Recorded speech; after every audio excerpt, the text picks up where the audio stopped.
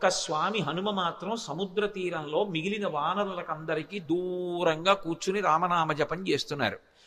ఎందుకని? ఆయనకి చిన్నతనంలో శాపం ఉంది. దేవతలందరూ ఇచ్చినటువంటి వరముల చేత విపరీతమైన బలం ఏర్పడిపోయింది. ఆ బలం ఏం చెయ్యాలో తెలియక చిన్నతనంలో మహర్షులు మడిబట్టలు ఆరేసుకుంటే వాటిని చింపేసేవారు.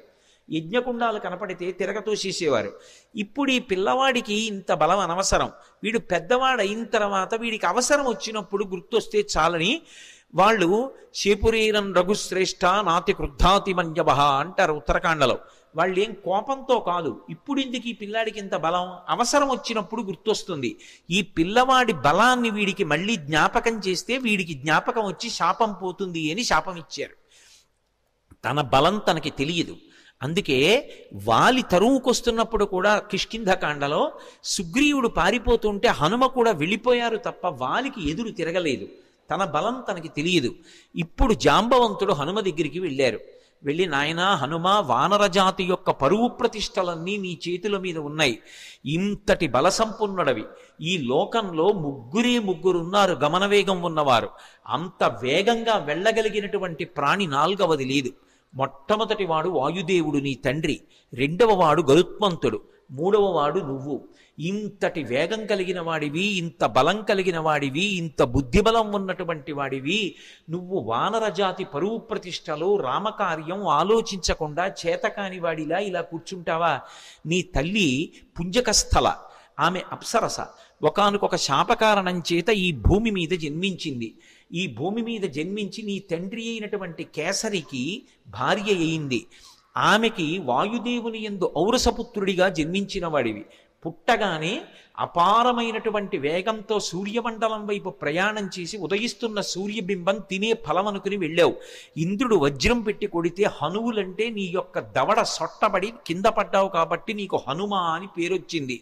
ఆ పేరు ఉంచుకోవాలి అని ఇంద్రుడు పరమ సంతోషంతో తన మెడలో ఉన్న పద్మాల మాల పైకెత్తి ఊపి, ఈ పిల్లవాడికి ఇంకొక పేరు ఉండకూడదు, నా వజ్రం చేత పుట్టిన పిల్లవాడిని కొడితే ఎడమ దవడ సొట్టబడింది కాబట్టి ఈ పిల్లవాడికి హనుమ అని పేరుంటుందన్నాడు. దేవతలందరూ తమ శక్తులు ధారపోశారు. నీ అంత శక్తివంతుడు లోకంలో ఇంకొకడు లేడు. ఇంతటి వేగం కలిగిన వాడివి, ఇంత శక్తి కలిగిన వాడివి, నువ్వు ఇలా కూర్చుంటావా? ఒకప్పుడు నాకు కూడా ఎంతో బలం ఉండేది.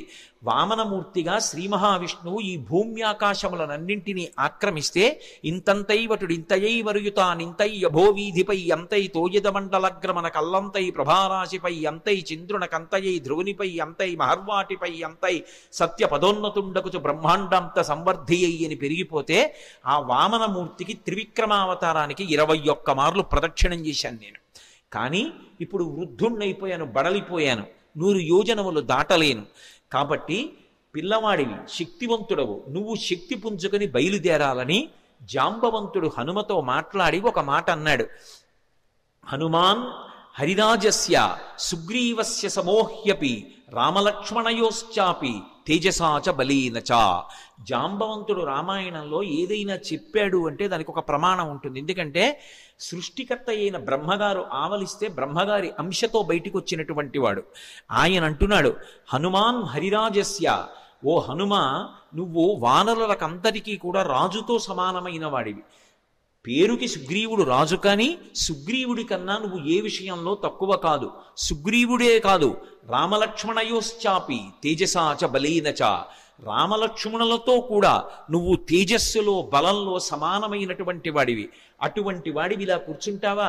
ఉత్తిష్ట హర్షార్దూల హరిషార్దూల లంఘవస్య మహార్ణవం పరాహి సర్వభూతానాం హనుమన్యా గతిస్తవ.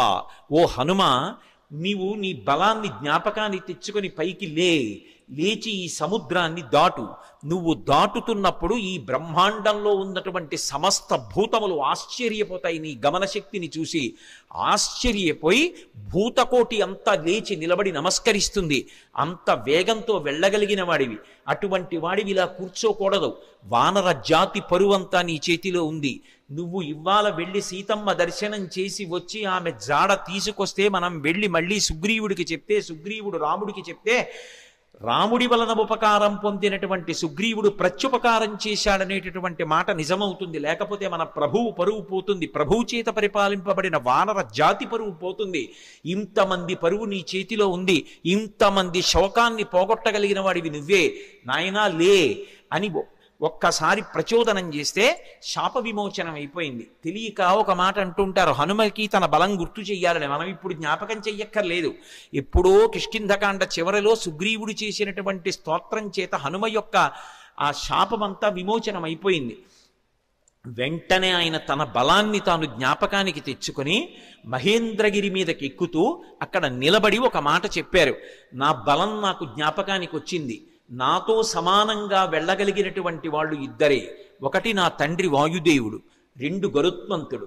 నేను ఎంత వేగంగా వెడతానంటే సూర్యుడు ఉదయాద్రి మీద ఉదయించి ప్రయాణం ప్రారంభం చేసినప్పుడు సూర్యుడితో పాటుగా ప్రయాణం ప్రారంభం చేసి సూర్యుడు మధ్యాహ్నానికి ఆకాశం మధ్యలోకి వచ్చేటప్పటికి నేను పశ్చిమాద్రికి వెళ్ళి పశ్చిమాద్రిని ముట్టుకుని మళ్ళీ తిరిగి వచ్చి మధ్యాహ్నం సూర్యబింబాన్ని కలవగలను. అంత వేగంతో వెళ్ళగలను. సముద్రం మీద నేను వెడుతున్నప్పుడు నా వేగాన్ని తట్టుకోలేక నా తొడల యొక్క వేగానికి సముద్రాన్నంతటినీ చాప చుట్టినట్టు చుట్టి నీటిని పైకెత్తి తీసుకుపోగలను. ఆకాశంలో ఉండేటటువంటి మేఘములనన్నిటినీ కూడా నా భుజముల చేత కట్టకట్టి ఈడ్చేయగలను. ఈవలి ఒడ్డున నిలబడి ఆవలి ఒడ్డుని నా చేతితో స్పృశించగలను. పర్వతములను పైకెత్తి ఆడి వాటిని చూర్ణములను చెయ్యగలను. ఈ భూమినంతటినీ చుట్టతాను. సముద్రాలన్నింటినీ కూడా కలచివేసి అవి తమ చెలియల కట్టలు దాటి ప్రవహించేలా చెయ్యగలను. అంతటి శక్తివంతుడనన్న విషయం నాకు అర్థమైంది.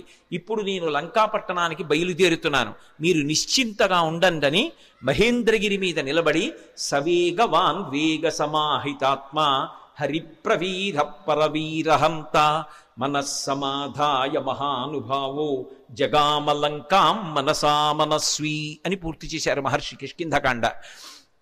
ఆ హనుమ ఇంకా లంకాపట్టణానికి తన శరీరంతో వెళ్ళాలి. కానీ ఆయన అత్యంత ఉత్సాహంతో తన మనసుతో ఏనాడో చేరిపోయారు లంకాపట్టణానికి. శోకమన్నది ఎక్కడుంటుందంటే మనసులో ఉంటుంది. ఆ శోకం పోవడానికి మార్గం ప్రయత్నం ఎక్కడుంటాయంటే మనసులోనే ఉంటాయి. ఆ మనసు పరిపుష్టం కావాలంటే, మళ్ళీ అటువంటి తేజస్సుని పుంజుకోవాలంటే, ఎంత కష్టాన్నైనా దాటగలగాలంటే హనుమ యొక్క అనుగ్రహంతో, సీతారాముల అనుగ్రహంతో మనసు ప్రచోదనం పొందాలంటే సుందరకాండ చదవండి అని చెప్తారు. ఇంతమంది వానరులు ఉత్తర తీరంలో నిలబడిపోతే ఒక్క హనుమ మాత్రం ఎంత ఉత్సాహంగా వెడుతున్నారంటే శత్రుపురానికి మనసుతో ఆయన చేరిపోయారు. ఇక శరీరంతో వెళ్ళాలంతే. అంత అద్భుతమైనటువంటి రీతిలో ప్రయాణం చేయడానికి ఆ మహేంద్రగిరి మీద నిలబడినటువంటి స్వామి హనుమ యొక్క స్థితిని ఆవిష్కరిస్తూ సుందరకాండ ప్రారంభం అవుతుంది. ప్రారంభం చేస్తూ మొదటి శ్లోకంలో మహర్షి అంటారు, తతో రావణనీతాయా సీతాయా శత్రుకర్షణ ఈయేష పథమన్వేష్టం చారణాచరితే పథి.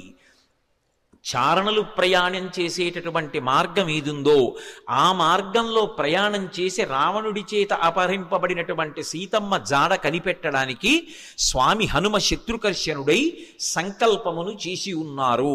ఎవ్వరూ చెయ్యలేనటువంటి సంకల్పం. అవతల దుర్నిరీక్షుడైనటువంటి రాక్షసుడు, అపారమైనటువంటి తపస్సు చేసినవాడు, కాంచనలంకకి అధిపతి, 100 యోజనముల సముద్రాన్ని దాటి వెళ్ళాలి.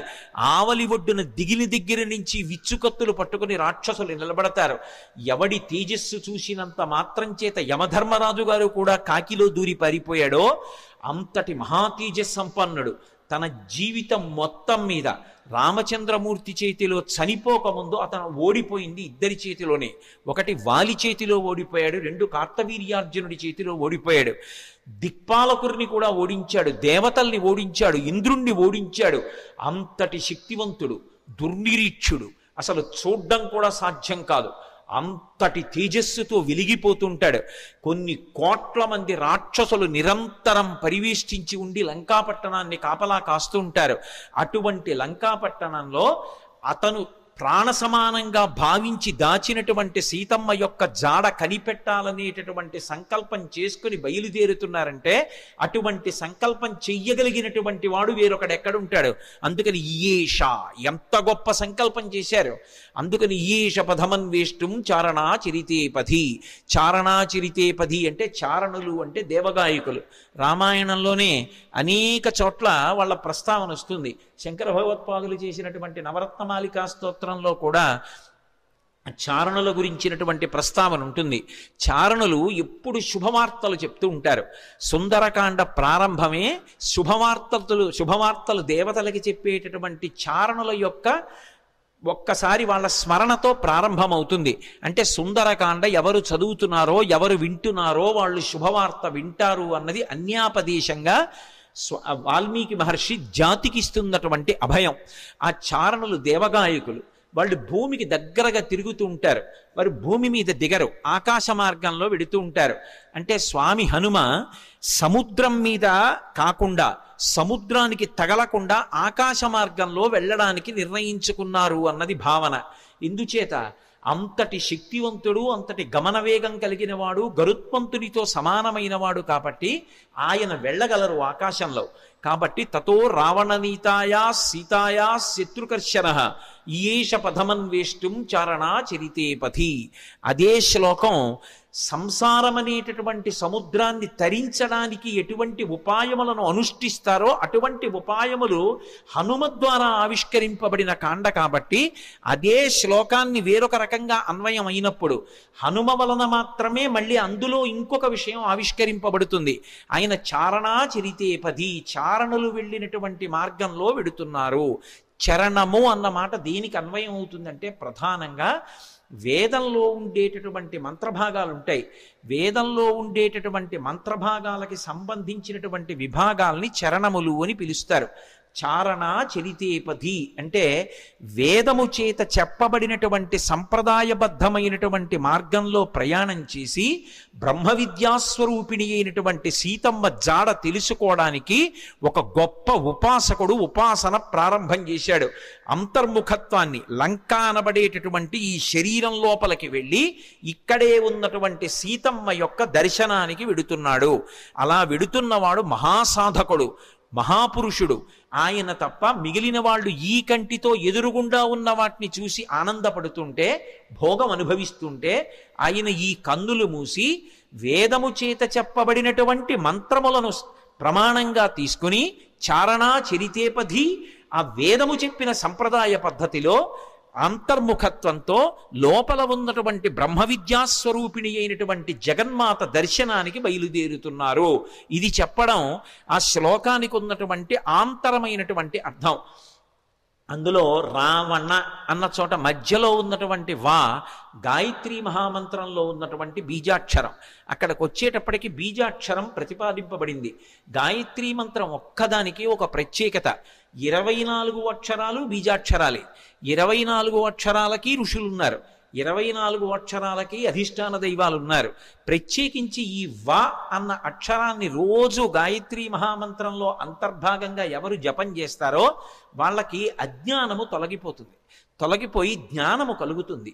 అంత గొప్పగా అజ్ఞానమును తొలగించగలిగినటువంటి ఒక యోగి స్వరూపయ్యి అటువంటి మార్గాన్ని మనకి ప్రచోదనం చేస్తూ ఉపాసనా రహస్యములను ఆవిష్కృతమయ్యేటటువంటి రీతిలో స్వామి హనుమ లంకాపట్టణానికి బయలుదేరుతున్నారన్నది ఆ శ్లోకంలో సంకేతం. అందుకని తతో రావణనీతాయా సీతాయా శత్రుకర్షణ ఈయేష పథమన్వేష్టం చారణా చరితేపథి. శత్రుకర్షణ అంటే శత్రువులను అణచినవాడు. ఏవి శత్రువులు? కామక్రోధ లోభ మదమోహమాత్సర్యములే శత్రువులు. కానీ లోకంలో అందరికీ ఎవడి కామం వాడికి సంతోషంలా అనిపిస్తే అవి శత్రువులని భావించి వాటిని పక్కకి పెట్టి భగవద్దర్శనం కోసమని శ్రమిస్తున్న వాడెవరున్నాడో వాడు ఉపాసకుడు. అందుచేత ఆయన శత్రుకర్షణుడైనటువంటి హనుమ బయలుదేరుచున్నారు. ఈ శ్లోకంలో గొప్ప విషయం ఏమిటంటే అసలు ఎప్పుడూ రామాయణం వినని వాడికి ఈ శ్లోకంతో కథ మొదలుపెట్టారనుకోండి, అందులో హనుమ పేరు లేదు. మీరు పూర్వాపరాలు చెప్తే తప్ప ఎవరు బయలుదేరుతున్నారో తెలియదు. కానీ ఈ జాతి గొప్పతనం ఏమిటంటే రామాయణం తెలియని వారు ఉండరు కాబట్టి హనుమ బయలుదేరుతున్నారు అని నేను చెప్పేసేయచ్చు. యథార్థంగా ఆలోచిస్తే అందులో ఎక్కడుంది హనుమ పేరు? ఆ ప్రారంభ శ్లోకంలో తతో రావణ నీతాయా సీతాయా శత్రుకర్షణ ఈయేష పదమన్వేష్టం చారణా చరితే పథి. ఆయన బయలుదేరుతున్నారు. ఎవరాయన? హనుమ. అంటే కిష్కింధకాండతో అన్వయం చేయి. సుందరకాండని సుందరకాండగా మొదలు పెట్టేయవద్దు. సుందరకాండ గొప్పతనం తెలియాలంటే, రామకథా బలం తెలియాలంటే, హనుమ యొక్క వైభవం తెలియాలంటే, అందరూ సంతోషాన్ని పొందడం మొదలైందని తెలియాలంటే, ఆయన ప్రయాణించేటటువంటి ఆయన శక్తి నీకు తెలియాలంటే కిష్కింధకాండతో అన్వయం చేసి సుందరకాండ మొదలుపెట్టు సుమా. అన్యాపదేశంగా మహర్షి యొక్క సంకేతం. అందుకని ఇప్పుడు స్వామి బయలుదేరడానికి సిద్ధంగా ఉన్నారు. ఆ నిలబడినటువంటి స్వామి యొక్క మూర్తిని వర్ణిస్తూ అంటారు ఆయన, దుష్కరం నిష్ప్రతిద్వంద్వం చికీర్షం కర్మవానర సముదగ్ర శిరోగ్రీవో గవాం పతిరివాబభౌ అంటారు. ఆయన తల బాగా రిక్కించి రెండు చేతులు నడుం మీద పెట్టి బలాన్ని పుంజుకుని దూరంగా 100 యోజనముల సముద్రాన్ని చూస్తూ ఆ దక్షిణ దిక్కు వంక చూస్తూ నిలబడితేట ఆయన ఎలా ఉన్నారంటే, ఎదురుగుండా ఒక పెద్ద ఆబోతు నిలబడిందా అన్నట్టుగా ఉన్నారట. ఆబోతు నిలబడిందా అన్నట్టుగా ఉన్నారన్న దాంట్లో ఒక సంకేతం. ఆబోతు అంటే నందీశ్వరుడు. నందీశ్వరుడు అంటే లోపల ఆనందం పొందుతూ ఉంటాడు. నంది శివాలయంలో ఎప్పుడు శివలింగాన్ని చూస్తూ ఉంటాడు. ఆయన దగ్గరికి వెళ్ళి మీరు మేళం చెయ్యండి, రోహిణీ కార్తెలో ఎండ రానివ్వండి, రోళ్ళు పగిలిపోతుండనివ్వండి, హోరుమని వర్షం పడుతుండనివ్వండి, భక్తి ఎక్కువైపోయాయని తోక కింద దీపం పెట్టండి, అరటిపండు ముక్క తీసుకెళ్ళి ఆయన మూతికి రాసేసి గాజు ఈగలు ముక్కులో దూరనివ్వండి, ఆయన తల కూడా ఇలా కనపడు. పృష్ఠభాగాన్ని ప్రపంచానికి ఇస్తాడు, దృష్టిని శివలింగం మీద పెడతాడు. దుష్కరం నిష్ప్రతిద్వంద్వం చికీర్షం కర్మవానర సముదగ్ర శిరోగ్రీవో గవాం పతిరివాబభౌ. అసలు ఆ శ్లోకాన్ని చదవడం కష్టం. అంటే అది సామాన్యమైన విషయం కాదు సుమా, అందరూ చేయగలిగిన విషయం కాదు. కాంచనలంకలో రావణుని చేత బంధీకృత అయినటువంటి సీతమ్మ తల్లి దర్శనం చేస్తానని ధైర్యంగా సంకల్పం చేసి నిలబడగలగడమే అంత తేలికైన విషయం కాదు. అటువంటి సంకల్పం చేసినటువంటి వాడు కేవలం తాను ఆచరించవలసినటువంటి ప్రణాళిక మీద దృష్టి పెట్టి తాను 100 యోజనముల సముద్రాన్ని దాటి వెళ్ళవలసినటువంటి విషయం మీద ఆలోచిస్తున్నారు తప్ప పిరికితనం కాని, వెళ్ళగలనా అని కాని, వెళ్ళలేనా అని కాని, అసలు రెండవ ఆలోచనకి తావులేని రీతిలో శివాలయంలో నంది ఎలా ఉంటాడో అలా ఆబోతులా కొండ మీద నిలబడి ఉన్నారు. అలా ఆయన్ని చూస్తే నీటి మడుగు మధ్యలో నిలబడిన ఏనుగా అన్నట్టుగా ఉన్నారట. దుష్కరం నిష్ప్రతిద్వంద్వం చికీర్షం కర్మవానర సముదగ్ర శిరోగ్రీవో గవాం పతిరివాబభౌ అథ వైడూర్యవర్ణేషు షద్వలేషు మహాబల ధీర సలిలకల్పేషు విచచార యథాసుఖం అంటారు మహర్షి. అథ వైఢూర్యవర్ణేషు షద్వలేషు మహాబల. ఆకుపచ్చని రంగులో ఉన్నటువంటి మెత్తటి పచ్చిక బయళ్ళున్నాయి అక్కడ. ఆ పచ్చిక బయళ్ళ మీద స్వేచ్ఛగా ధీర పరమధైర్యంతో కూడుకున్నటువంటి వారై యథేచ్ఛగా దాని మీద కాసేపు అటు ఇటు నడిచారట. ఆయన నడుస్తున్నప్పుడు ఆయన గుండెలకి ఉరిపిడి పడి అనేకమైనటువంటి చెట్లు కూలిపోయాయి. ఆయన యొక్క పదఘట్టనల చేత వచ్చినటువంటి శబ్దాలకి భయపడి క్రూర మృగాలన్నీ కూడా భయంతో పెద్ద రవం చేస్తున్నాయి. ఆయన మాత్రం ధీరుడై పచ్చిగడ్డిలో అటు ఇటు తిరిగారు. అంటే లౌకికమైనటువంటి భోగములను త్రోసిరాజని శరీరం ఎంత క్లేశం పొందినా ఒకప్పుడు పాతాళలింగం దగ్గర కూర్చుని ధ్యానం చేస్తున్నటువంటి భగవాన్ రమణుల తొడల కింద తేళ్లు జెర్రిలు చేరి కరి చేస్తే నిత్తురు కారిపోయి మాంసం బయటికొచ్చి అట్టలు కట్టినా స్పృహ లేక అన్ని భోగములను విసర్జించి కటిక చీకట్లో ముళ్ళకంపల్లో భగవద్ దర్శనాన్ని అపేక్షిస్తూ ధ్యానమనందు నిలబడిపోయినటువంటి భగవాన్ రమణుల యొక్క స్థితి ఎలా ఉంటుందో అలా సమస్త భోగములను త్రోసిరాజని శరీరం ఎంత క్లేశపడినా భగవద్దర్శనాభిలాషి అయి ఆ లంకాపట్టణాన్ని చేరడానికి సీతామాత దర్శనానికి ఉద్యుక్తులవుతున్నటువంటి హనుమ యొక్క ఆ తిరుగులేనటువంటి విశ్వాసమునకు ఆయన యొక్క నిర్ణయానికి ప్రతీకగా నిలబడినటువంటి ఆ బాహ్య స్థితిని ఆవిష్కరిస్తుంది శ్లోకం. అందుకని అథ వైడూర్యవర్ణేషు శాద్వలేషు మహాబల ధీర సలిలకల్పేషు విచచార యథాసుఖం. ఆయన బయలుదేరడానికి సిద్ధపడి ఒక్కసారి దక్షిణ దిక్కు వంక చూశారు. స సూర్యాయ మహేంద్రాయ పవనాయ స్వయంభువే భూతేభ్యశ్చంజలిం కృత్వా చకార గమనే మతిం. ఇక బయలుదేరడానికి సిద్ధపడుతున్నారు. సిద్ధపడుతూ ఒక్క నమస్కారం చేశారు. ఇది మనకి సంప్రదాయాన్ని చెప్తుంది. లోకంలో అన్నిటికన్నా గొప్పది ఇది అంటే నమస్కారం. నమస్కారం అంటే దానికి ఒక భంగిమ ఉంది. ఒకేలా నమస్కారం పెట్టాలని లేదు. కానీ నమస్కారం ఎలా చేయాలన్నది మాత్రం శాస్త్రం చెప్పింది. ఒకటి, ఇలా రెండు చేతులు కలిపి ఇలా బుద్ధిస్థానమైన తల తాటిస్తే 5 కర్మేంద్రియములు 5 జ్ఞానేంద్రియములు బుద్ధి 11ంటిని మీ పాదముల దగ్గర న్యాసం చేశాను. మీరు నన్ను పైకెత్తి నా కర్మేంద్రియములు జ్ఞానేంద్రియములు బుద్ధి కలిసి నేను ఉన్నత పదంలో నడిచేటట్టుగా నన్ను అనుగ్రహించండి అని ఎవరికి నమస్కారం చేశారో వారి మీద మీ భారం పెట్టినట్టు. నమస్కారం చెయ్యడం తేలిక, తెలిసి నమస్కారం చేయడం చాలా కష్టం. తెలిసి నమస్కారం చేసిన వాడిని అనుగ్రహించడానికి అందుకునేటటువంటి వాడికి కర్తవ్యం మరింత పెద్దది ఉంటుంది. ఏదో నమస్కారం చేయడం వేరు, నమస్కారం చేసినటువంటి వాడిని పైకెత్తిన వాడు ఎవరుంటాడో వాడి మీద కర్తవ్యం పెరిగిపోతుంది. వచ్చి పడిపోతారు. నేల మీద పడితే ప్రణిపాతం అంటారు. స్వర్ణదండం ఎలా పడిపోతుందో అలా పడిపోతారు. అలా పడిపోతే దాని అర్థం ఏమిటంటే ఎంత కింద పడిపోవచ్చో అంత కింద పడిపోయాను, ఇంకింతకన్నా కింద పడిపోవడానికి అవకాశం లేదు. మీరు క్రింద పడలేదు, కూర్చునున్నారు, నిలబడి ఉన్నారు. క్రింద పడిన నన్ను పైకెత్తండి అని అడిగినట్టు. క్రింద పడిపోయిన వాడిని ఏం చెయ్యాలి? నోటి మాటతో అయ్యో లేవండి అనాలి, లేదా భుజములు పట్టి పైకెత్తాలి.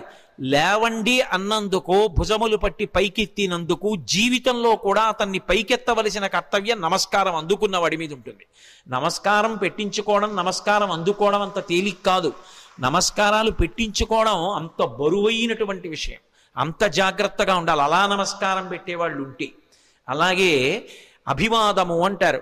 2 చెవులు పట్టుకుని చతుస్సాగర పర్యంతంగో బ్రాహ్మణేభ్య శుభం భవతు అంటూ చెప్తారు.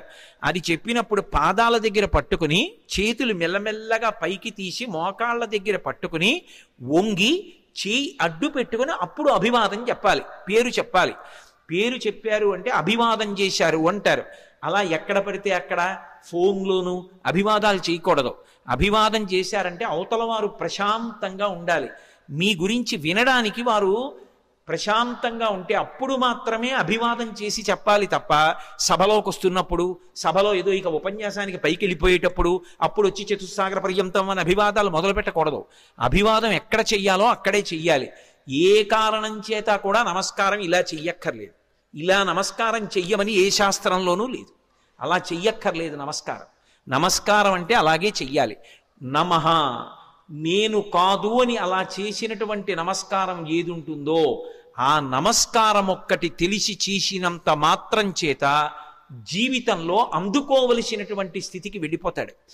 మొట్టమొదట సంప్రదాయంలో నమస్కారం ఎవరికి అందాలంటే గురువు గారికి అందాలి. అందుకే ఆ నమస్కారం ఎప్పుడు చేస్తారంటే నిద్రమంచం మించి లేచి లేవగానే కుడికాలు కింద పెట్టేటప్పుడు సముద్రవసనీదేవి పర్వత స్తనమండలే విష్ణుపత్ని నమస్తుభ్యం పాదాహతిం క్షమస్వమే అని భూదేవి మీద కాలు పెడుతున్నాను కాబట్టి అమ్మ దిక్కు లేక కాలు పెడుతున్నాను క్షమించమని కాలు పెట్టి నిలబడగానే నేల మీద పడిపోవాలి. అది పడక గది కానివ్వండి, ఏది కానివ్వండి, నేల మీద పడి గురువుగారి పాదాలు స్మరించాలి. గురువుగారు వచ్చి ఎదురుగుండా నిలబడ్డారని భావన చేసి గురువుగారికి నమస్కారం చేసి లేచి నిలబడాలి. అందుకని గురువుగారితో ప్రారంభం. ఏది మొదలు పెట్టండి, గురువుగారికి వందనం చేసి మొదలు పెడతారు. గురువుగారే నా చేత చేయిస్తున్నారని. మళ్ళీ అయిపోయిన తరువాత గురుమండలానికి అంతటికీ నమస్కారం. అదే మంగళాశాసన పరై మదాచార్య పురోగమై అని గురువుకి నమస్కారం చేసి పూర్తి చేస్తారు. మొట్టమొదట గురువుకి నమస్కారం చేయాలి. గురువు చేసిన ఉపకారం చెయ్యగలిగిన వాడు లోకంలో ఎవ్వరు ఉండడు. తల్లిదండ్రులు కూడా శరీరాన్ని ఇస్తారు, మళ్ళీ శరీరంలోకి రావలసిన అవసరం లేని జ్ఞానం ఇవ్వగలిగిన వాడు గురువు ఒక్కడే. అటువంటి గురువుకి నమస్కారం చెయ్యడం వినా అసలు మనం చెయ్యగలిగినది ఇంకొకటి ఉండదు. ఎందుకంటే గురువుకి ఈశ్వరుడు తప్ప ఇంకేం అక్కర్లేదు. అటువంటి గురువుకి మీరేం పట్టుకొచ్చిస్తారు? అంతటా నిండిపోయినటువంటి మనసు కలిగినటువంటి గురువుకి పంచల చాపు నీయగలిగిన సాలెవాడు ఈ భూమి మీద పుట్టలేదు. గురువుకి చేసేది నమస్కారం ఒక్కటే. అందుకే రుక్మిణీదేవి అంటుంది భాగవతంలో, జలజాతిక్షణు తోడి తెచ్చితివి నా సందేశముంచెప్పి నను నిలువం పెట్టితివి నీ కృపన్ బ్రతికితిన్ నీకన్న పుణ్యాత్మకుల్ కలరే దీనికి నీకున్ ప్రత్యుపకృతిన్ చెయ్యంగనేనేర అంజలి ఘటించదభుసురాన్వయమణి సద్బంధు చింతామణి అంటుంది. అంజలి అంటే రెండు చేతులు ఇలా పెట్టి నమస్కరిస్తే అంజలి పట్టారు అంటారు. అంజలి ఘటించదభుసురాన్వయమణి సద్బంధు చింతామణి అంటుంది. గురువు గారిని తలుచుకుని నమస్కారం చెయ్యకుండా ఏ కార్యం చెయ్యకూడదు. శ్రీ గురుభ్యో నమః అని ప్రారంభం. అందుకే హనుమ సంప్రదాయాన్ని నేర్పుతున్నారు, లేదా రామాయణము వేదోపబృంహణము మనం ఎలా బ్రతుకాలో నేర్పుతుంది. సూర్యాయ సూర్యభగవానుడికి నమస్కారం. వెడుతున్న కార్యం లంకాపట్టణానికి వెళ్ళి సీతమ్మను అన్వేషించాలి. శరీరంలో అవయవాలకు బలం ఉండాలి. అవతల శత్రువుల్ని మర్దించాలి. రావణుడితో మాట్లాడాలి.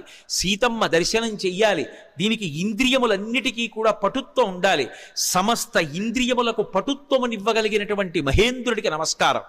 సూర్యాయ మహేంద్రాయ పవనాయ ఈ శరీరాన్ని ఇచ్చినటువంటి నా తండ్రి వాయుదేవుడికి నమస్కారం. స్వయంభువే, స్వయంభువే అంటే బ్రహ్మగారిని ఒక అర్థం, లేదా రామచంద్రమూర్తికే నమస్కారం చేశారని ఒక అర్థం.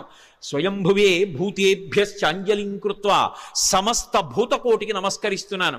నేను వెడుతున్న ఈ కార్యం ఇంత గొప్ప కార్యం, దీనికి సమస్త భూతములు నాకు ఉపకరించుగాక. ఎంత వినయంతో బయలుదేరుతున్నారో చూడండి. ఎంత పెద్ద కార్యాన్నైనా ఎవడు సాధిస్తాడంటే, ఎవడు వినయంతో నిలబడగలడో వాడు సాధిస్తాడు తప్ప, ఇంత పెద్ద కార్యం మీద వెడుతున్న వాడిని నేననుకున్నవాడు ఎవడున్నాడో వాడు సాధించలేడు. ఇన్ని కోట్ల మంది వానరులు చెయ్యలేని పని చెయ్యడానికి ఆయన ఒక్కడెడుతున్నాడు. కానీ మీరు చెయ్యలేని దానికి నేను ఎడుతున్నానంట లేదు. ఇంత పెద్ద కార్యానికి నేను వెడుతున్నాను కాబట్టి మీరందరూ నాకు ఉపకారం చెయ్యాలి. మీరు లేని నేను చెయ్యలేను. భూతేభ్యశ్చంజలిం కృత్వా చకార గమనేమతిం. కానీ వెడుతున్నది దక్షిణ దిక్కుకు వెడుతున్నారు. ఏదైనా శుభకార్యం ప్రారంభం చేస్తూ దక్షిణ దిక్కుకి తిరిగి నమస్కారం చెయ్యకూడదు. ఒక్క సంధ్యావందనంలో మాత్రం దిగ్దేవతా నమస్కారం అని చేస్తాం. చేసినప్పుడు 4 దిక్కులకి పైకి కిందకి కూడా నమస్కారం చేస్తాం. ఉత్తప్పుడు ఎప్పుడూ కూడా దక్షిణ దిక్కుకి తిరిగి నమస్కారం చేయకూడదు. అలా చేస్తే అది పితృలోకాధిపతి అయినటువంటి యమధర్మరాజు గారికి అందుతుంది. అందుకని దక్షిణ దిక్కుకి నమస్కారం చెయ్యరు. కాబట్టి దక్షిణానికి చెయ్యకూడదు. కాబట్టి సంప్రదాయంలో తేజస్సు పెరగాలి అంటే తూర్పు దిక్కుకి తిరిగి నమస్కారం చెయ్యాలి. అంజలిం ప్రాముఖ కుర్వన్ పవనాయాత్మయోనయే తతోహి బహృదే గంతుం దక్షిణో దక్షిణాం దిశం. దక్షిణ దిక్కుకు వెళ్ళడానికి తన శరీర బలాన్నంతటినీ కూడా పుంజుకుని శరీరాన్ని పెద్దదిగా పెంచే ముందు ఒక్కసారి తూర్పుకి తిరిగారు. దక్షిణానికి ప్రయాణం. కానీ తూర్పుకి తిరిగి అంజలి ఘటించారు సూర్యనారాయణమూర్తికి. అంజలి ఘటించి తన తండ్రి అయినటువంటి వాయుదేవుడికి ఇంకొక్క మారు నమస్కారం చేశారు. శరీరాన్నిచ్చినటువంటి తండ్రి అంటే శంకరాయచ మయస్కరాయచ అంటుంది. పరమశివుడు ఇంట్లో తిరిగితే కరచనాదులతో అదే తండ్రి. అటువంటి తండ్రి రూపంలోనే పరమేశ్వరుడు తిరుగుతూ ఉంటాడు అని. అటువంటి తండ్రికి వేరొక్క పర్యాయం నమస్కారం చేశారు. అంజలిం ప్రముఖ కుర్వన్ పవనాయత్మయోనయే తతోహి వవృతే గంతుం దక్షిణో దక్షిణాం దిశం. ఇప్పుడు ఇక బయలుదేరాలి. పెద్ద శరీరాన్ని పర్వతంలా పెంచారు. పెంచి ఇక బయలుదేరడానికి సిద్ధపడుతూ సచచాలాచలశ్చాపి ముహూర్తం కపిపీడిత తరూణాం పుష్పితాగ్రాణాం సర్వం పుష్పమశాచయత్ గిరిణా పీడ్యమానేనా పీడ్యమానాని సర్వశః గుహావిష్టాని భూతాని వినేదుర్వికృతైశ్వరైః తాస్తథా సవిషైర్దష్టా కుపితైస్తైర్మహాశిలాః జజ్వల పావకో దీప్తా బిబిదుశ్చ సహస్రధా యాని ఔషధజాలాని తస్మిన్ జాతాని పర్వతే విషఘ్నాన్యపి నాగానాం నశేకుష్యమితుం విషం అన్నారు మహర్షి. ఎంత అద్భుతంగా వర్ణించారో. పర్వతాకారుడై నిలబడి ఆ మహేంద్ర పర్వతాన్ని తన 2 పాదముల చేత గట్టిగా పీడించారు. ఆ తొక్కి పట్టేటప్పటికి గుహలన్నీ కూడా మూసుకుపోయాయి. ఆ మూసుకుపోయే ముందు ఆ పర్వతం కదిలింది. కదిలి చెట్లకున్నటువంటి పువ్వులన్నీ రాలిపోయాయి. ఆ రాలిపోయినటువంటి పువ్వులన్నీ ఆయన ఒంటి మీద మహేంద్రగిరి మీద పడ్డాయి. ఇది మహేంద్రగిరి పుష్పాల కొండ అనిపించింది. ఆయన ఒళ్ళంతా పువ్వులు. ఇంకొంచెం నొక్కారు. గుహావిష్టాని భూతాని వినేదుర్వికృతైశ్వరై. అందులో పెద్ద పులులు, సింహాలు, రకరకాలైన క్రూర జంతువులు ఉన్నాయి. ఆ గుహల్లో పడుకున్నాయి. ఎప్పుడైతే గుహ నొక్కుకుపోతోందో అవి బయటికి పారిపోదామని లేచి బయటికి వస్తున్నాయి. నడుందాకా బయటికి వచ్చేటప్పటికి గుహ నొక్కుకుపోయింది. సగం శరీరం లోపలుండిపోయింది, సగం శరీరం బయట ఉండిపోయింది. అప్పటి వరకు ప్రశాంతంగా ఉన్నటువంటి మహేంద్రగిరి ఒక్కసారి క్రూర మృగాల యొక్క పెద్ద పెద్ద అరుపులతో కొండంతా నిండిపోయింది. ఉత్తర క్షణం ఆశ్చర్యపోయారు, ఏమైంది ఈ కొండకి? ఈ కొండ బద్దలైపోతోందా? ఎవరైనా రాక్షసులు వచ్చి దీన్ని భేదిస్తున్నారా అని. అంత పెద్ద అరుపులతో నిండిపోయింది. ఇంకా గట్టిగా నొక్కారు. నొక్కేటప్పటికీ శాస్తదాస విషైస్దష్టాః కుపితైస్తైర్మహాశిలాః, అందులో పెద్ద పెద్ద నాగుపాములు కలుగుల్లో పడుకునున్నాయి. విషాలతో కూడుకున్నటువంటి సర్పములు, అనేకమైన సర్పములు ఉన్నాయి. ఇందాక గుహలు నొక్కుకున్నాయి, ఇప్పుడు చిన్న చిన్న కన్నాలు కలుగులు కూడా నొక్కుకుపోతున్నాయి. పర్వతం తొక్కేస్తుంటే ఆ కలుగుల్లో ఉన్నటువంటి పావులన్నీ బయటికి బుస్ అని పైకొచ్చాయి. సగం పైకొచ్చేటప్పటికే ఆ కలుగు నొక్కుకుపోయింది. నడుం దగ్గర నుంచి లోపలకు ఉండిపోయింది, మిగిలింది పైకుండిపోయింది. వాటికి విశేషమైన ఆగ్రహం వచ్చి పడగలు విప్పాయి. ఆ పడగలు విప్పేటప్పటికి నల్లటి స్వస్తికాకారాలు కనపడుతున్నాయి. ఒక్కసారి మహేంద్రగిరి అంతా పావులన్నీ పడగలు విప్పితే స్వస్తికాకారంతో పావుల పడగలు కనపడుతుంటే విచిత్రమైనటువంటి శోభని పొందింది. ఆ పడిపోతున్నప్పుడు బంగారు శిలలు, వెండి శిలలు కిందకి పడిపోతుంటే అవి ఉరుసుకున్నప్పుడు కొండంతా ఎక్కడ చూసినా బంగారు గీతలు, వెండి గీతలు, పచ్చగా తెల్లగా గీతలు పడిపోయింది. ఈ బయటికి వచ్చేసినటువంటి పావులు ఇవన్నీ ఎంతసేపట్లో? నేను వర్ణించినంతసేపు పట్టదు, ఒక్క క్షణకాలంలో. బయటికి వచ్చినటువంటి పాములు తమ పడగలు విప్పి ఆ బాధ తట్టుకోలేక పక్కన ఉన్నటువంటి శిలల్ని కాటువేశాయి. వాటి విషం వచ్చి శిలలకి తగిలేటప్పటికీ ఆ శిలల్లోంచి అగ్నిహోత్రం పుట్టి ఒక్క క్షణంలో మహేంద్రగిరి అంతా కూడా అగ్నిహోత్రంలో తగలబడిపోతోంది. అక్కడ అనేకమైనటువంటి ఓషధులు ఉన్నాయి. యాని ఔషధజాలాని తస్మిన్ జాతాని పర్వతే విషఘ్నాన్యపి నాగానాం నశేకుష్యమితుం విషం. ఆ ఓషధులు పాముల యొక్క విషాన్ని పోగొట్టగలవు, కానీ అంత గొప్ప కాట్లు వేస్తే పుట్టినటువంటి విషంలోని అగ్నిహోత్రాన్ని అక్కడ ఉన్నటువంటి పాములు ఏవి కూడా, అక్కడ ఉన్నటువంటి ఓషధులు ఏవి కూడా ఆర్పలేకపోయాయి. పొగ్గున మంటలు మండిపోతున్నాయి. ఒక పక్క గుహల్లో సగం శరీరాలు ఉండిపోయాయి. ఈ పావులు, క్రూర జంతువులు ఈ వేడి ఎక్కడ లేని అరుపులు అరుస్తున్నాయి. అలా అరుస్తున్నటువంటి సమయంలో అక్కడ విద్యాధరులు, గంధర్వులు మొదలైనటువంటి వాళ్ళు బంగారు పాత్రలు తెచ్చుకుని అందులో మద్యం పోసుకుని మంచి మంచి మాంసాలు తెచ్చుకుని తింటూ, ఎద్దుల యొక్క తోళ్లు భూమి మీద పరుచుకుని తమ కాంతలతో కలిసి కూర్చుని మాంసం తింటూ మద్యం సేవిస్తున్నారు. అకస్మాత్తుగా కొండ కదిలిపోయింది. దర్శయంతో మహావిద్యాం విద్యాధర మహర్షయ సహితాస్తస్తురాకాశే వీక్షాంచకృష్య పర్వతం. దర్శయంతో మహావిద్యాం అంటారు మహర్షి. విద్యాధరులు, గంధర్వులు తమ యొక్క మహావిద్యని ప్రదర్శించారు. ఏమిటా మహావిద్య అంటే, కొండంతా కదిలిపోయి పావులన్నీ పైకి లేచి క్రూర మృగాలు అరిచి చెట్లన్నీ అకస్మాత్తుగా పువ్వులు కురిసేసి పెద్ద పెద్ద అరుపులు అరిచి అగ్నిహోత్రం పుట్టేసింది. బంగారు పాత్రలు వదిలేశారు, మద్యం వదిలేశారు, ఆహారం వదిలేశారు, ఎద్దుల తోళ్లు వదిలేశారు. భార్యల్ని మాత్రం చంకలో పట్టుకుని అకస్మాత్తుగా ఆకాశంలోకి ఎగిరిపోయి ఆధారం లేకుండా వాళ్ళు ఆకాశంలో నిలబడ్డారు. నిలబడి కాలిపోతున్నటువంటి మహేంద్రగిరిని చూశారు. చూసి ఆశ్చర్యపోయి వీక్షాంచకృష్య పర్వతం, ఏమి ఈ కొండ బద్దలైపోతోందా ఏమి? ఎవరూ కనపట్టలేదు. ఏమైంది ఈ కొండకు? అసలు ఏం జరిగి అకస్మాత్తుగా మహేంద్రగిరి ఇలా అయిపోతోందని తెల్లబోయారు. వాళ్ళలా తెల్లబోతుండగా మహర్షులు, దేవగాయకులైనటువంటి చారణులు మొదలైనటువంటి దేవతల సంఘాలుగా నిలబడి చెప్పుకుంటున్నారు.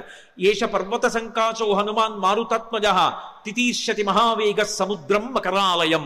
మొసళ్లతో కూడుకున్నటువంటి, రాక్షసులతో కూడుకున్నటువంటి 100 యోజనముల లవణ సముద్రాన్ని తాను దాటి వెళ్ళి వానరజాతి పరువు ప్రతిష్ఠలు నిలబెట్టి సీతమ్మ జాడ తెలుసుకుని రామచంద్రమూర్తికి నివేదించడానికి పర్వత శరీరుడైనటువంటి స్వామి హనుమ పరాక్రమాన్ని పుంజుకుని దీన్ని లంఘించడానికి సిద్ధపడుతున్నారు.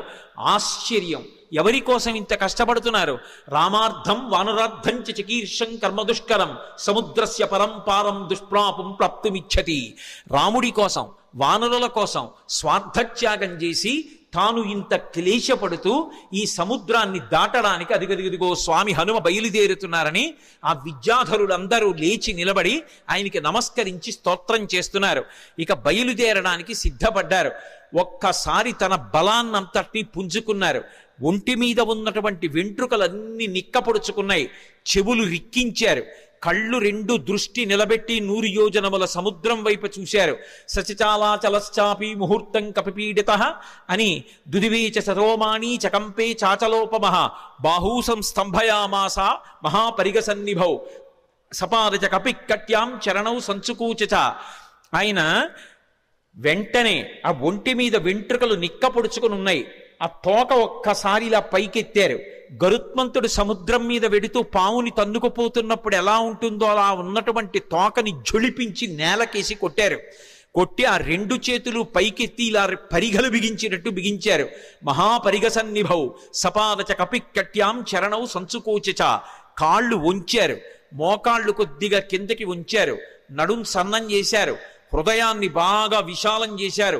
మార్గమాలోకయన్ దూరాదుర్ధం ప్రణిహితేక్షణ రురోధ హృదయే ప్రాణాన్ ఆకాశం అవలోకయన్.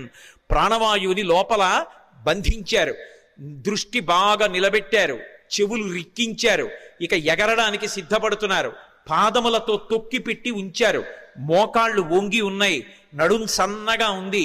తొడలలోకి శక్తినంతటినీ పుంజుకున్నారు. ఇక ఎగరబోతూ కిందకి చూశారు. చిన్న చిన్న రూపాలతో కొన్ని లక్షల వానరములు స్వామికి నమస్కారం చేస్తూ శుభం కలగాలని, వానరజాతి పరువు నిలబడాలని స్తోత్రం చేస్తున్నాయి. వాళ్ళ వంక చూసి ప్రతిజ్ఞ చేశారు. తతో రావణనీ నేను బయలుదేరే ముందు యథా రాఘవ నిర్ముక్త శరశ్వసన విక్రమ గచ్చేతద్గమిష్యామి లంకాం రావణపాలితాం నహి ద్రక్ష్యామి ఇది లంకాయాం జనకాత్మజాం అనేన విహివేగేన గమిష్యామి సురాలయం బద్ధ్వా రాక్షస రాజేన మానయిష్యామి రావణం సర్వదా కృతకార్యోహామీష్వామి సహసీతయా అన్నారు. నేను ఇప్పుడు బయలుదేరి వెళ్ళేటప్పుడు నా శక్తితో వెళ్ళటం లేదు. రామచంద్రమూర్తి తన ఎడమ చేత్తో బంగారు కోదండాన్ని పట్టుకుని అక్షయ బాణతూణీరంలోంచి బాణాన్ని తీసి కుడి చేతితో వింటినారికి సంధించి ఆకర్ణాంతంలాగి విడిచిపెట్టబడినటువంటి రామబాణం మధ్యలో ఆగకుండా వెళ్ళి లక్ష్యం మీద ఎలా పడిపోతుందో అలా రామచంద్రమూర్తి యొక్క అనుగ్రహాన్ని పొందినటువంటి నేను లంకాపట్టణం మీద వెళ్ళి పడతాను. ఆ పడిన తరువాత సీతమ్మ జాడ కనిపెట్టడానికి అన్వేషిస్తాను. ఒకవేళ నాకు సీతమ్మ జాడ దొరకకపోతే 10 తలలు కలిగినటువంటి రావణాసురుణ్ణి బంధించి తీసుకొచ్చి ప్రస్రవణ పర్వత చక్రముల మీద కూర్చున్న రామచంద్రమూర్తి పాదముల దగ్గర పడేసి వాడి చేత నిజం కక్కిస్తాను. ఒకవేళ రావణుడు కూడా కనపడకపోతే అక్కడి నుంచి స్వర్గలోకానికి వెళ్ళి స్వర్గలోకంలో కూడా సీతమ్మను అన్వేషిస్తాను. స్వర్గంలో కూడా సీతమ్మ కనపడకపోతే తిరిగి వచ్చి రావణ యొక్క లంకాపట్టణాన్ని పెల్లగించి చేత్తో పట్టుకుని తీసుకొచ్చి సుగ్రీవుడి యొక్క సన్నిధానంలో నిలబెడతాను. అటువంటి బలాన్ని పుంజుకుని నేను బయలుదేరుతున్నాను. మీరు బెంగ పెట్టుకోకండి, రామకార్యాన్ని సాధిస్తాను. ఈషా ధృతి ఆ పట్టుదలతో ప్రతిజ్ఞ చేసి ఇక బయలుదేరడానికి సిద్ధపడ్డారు. ఒక్కసారి ఎగిరేటప్పటికి ఊరు వేగోద్ధతా వృక్షా ముహూర్తం కపిమన్వయం ప్రస్థితా దీర్ఘమధ్వానం సబంధుమివ బాంధవాహ. ఆయన ఒక్కసారి సముద్రం మీదకి ఏటవాలుగా తెల్లవారుజాము కాలంలో ఎగిరితే కొన్ని వందల సంవత్సరముల నుంచి ఆ పర్వతం మీద పెరుగుతున్నటువంటి మహావృక్షములు కూడా కూకటి వేళ్లతో సహా పెకలింపబడి ఆయన తొడల వేగానికి ఆయనతో పాటుగా వెళ్ళి కొంత దూరం వెళ్ళిన తరువాత ఇక ఆ వేగంతో వెళ్ళలేక సముద్రంలో పడిపోయాయి. చిన్న చిన్న చెట్లు చాలా దూరం వెళ్ళాయి. ఆ వెళ్ళడం ఎలా ఉందంటే ముఖ్యమైనటువంటి బంధువులు దూర ప్రదేశానికి ప్రయాణం చేస్తుంటే అనుగమించి కొంత దూరం వెళ్ళి వీడ్కోలు పలికి వెనక్కి వస్తున్నటువంటి బంధువుల సమూహమా అన్నట్లుందిట. మహారాజుని అనుగమించి మహారాజు వెంట వెడుతున్నటువంటి సైన్యమా అన్నట్టుగా ఉందిట. ఒక దాంట్లో నిర్బంధం, ఒక దాంట్లో ఐచ్ఛికం.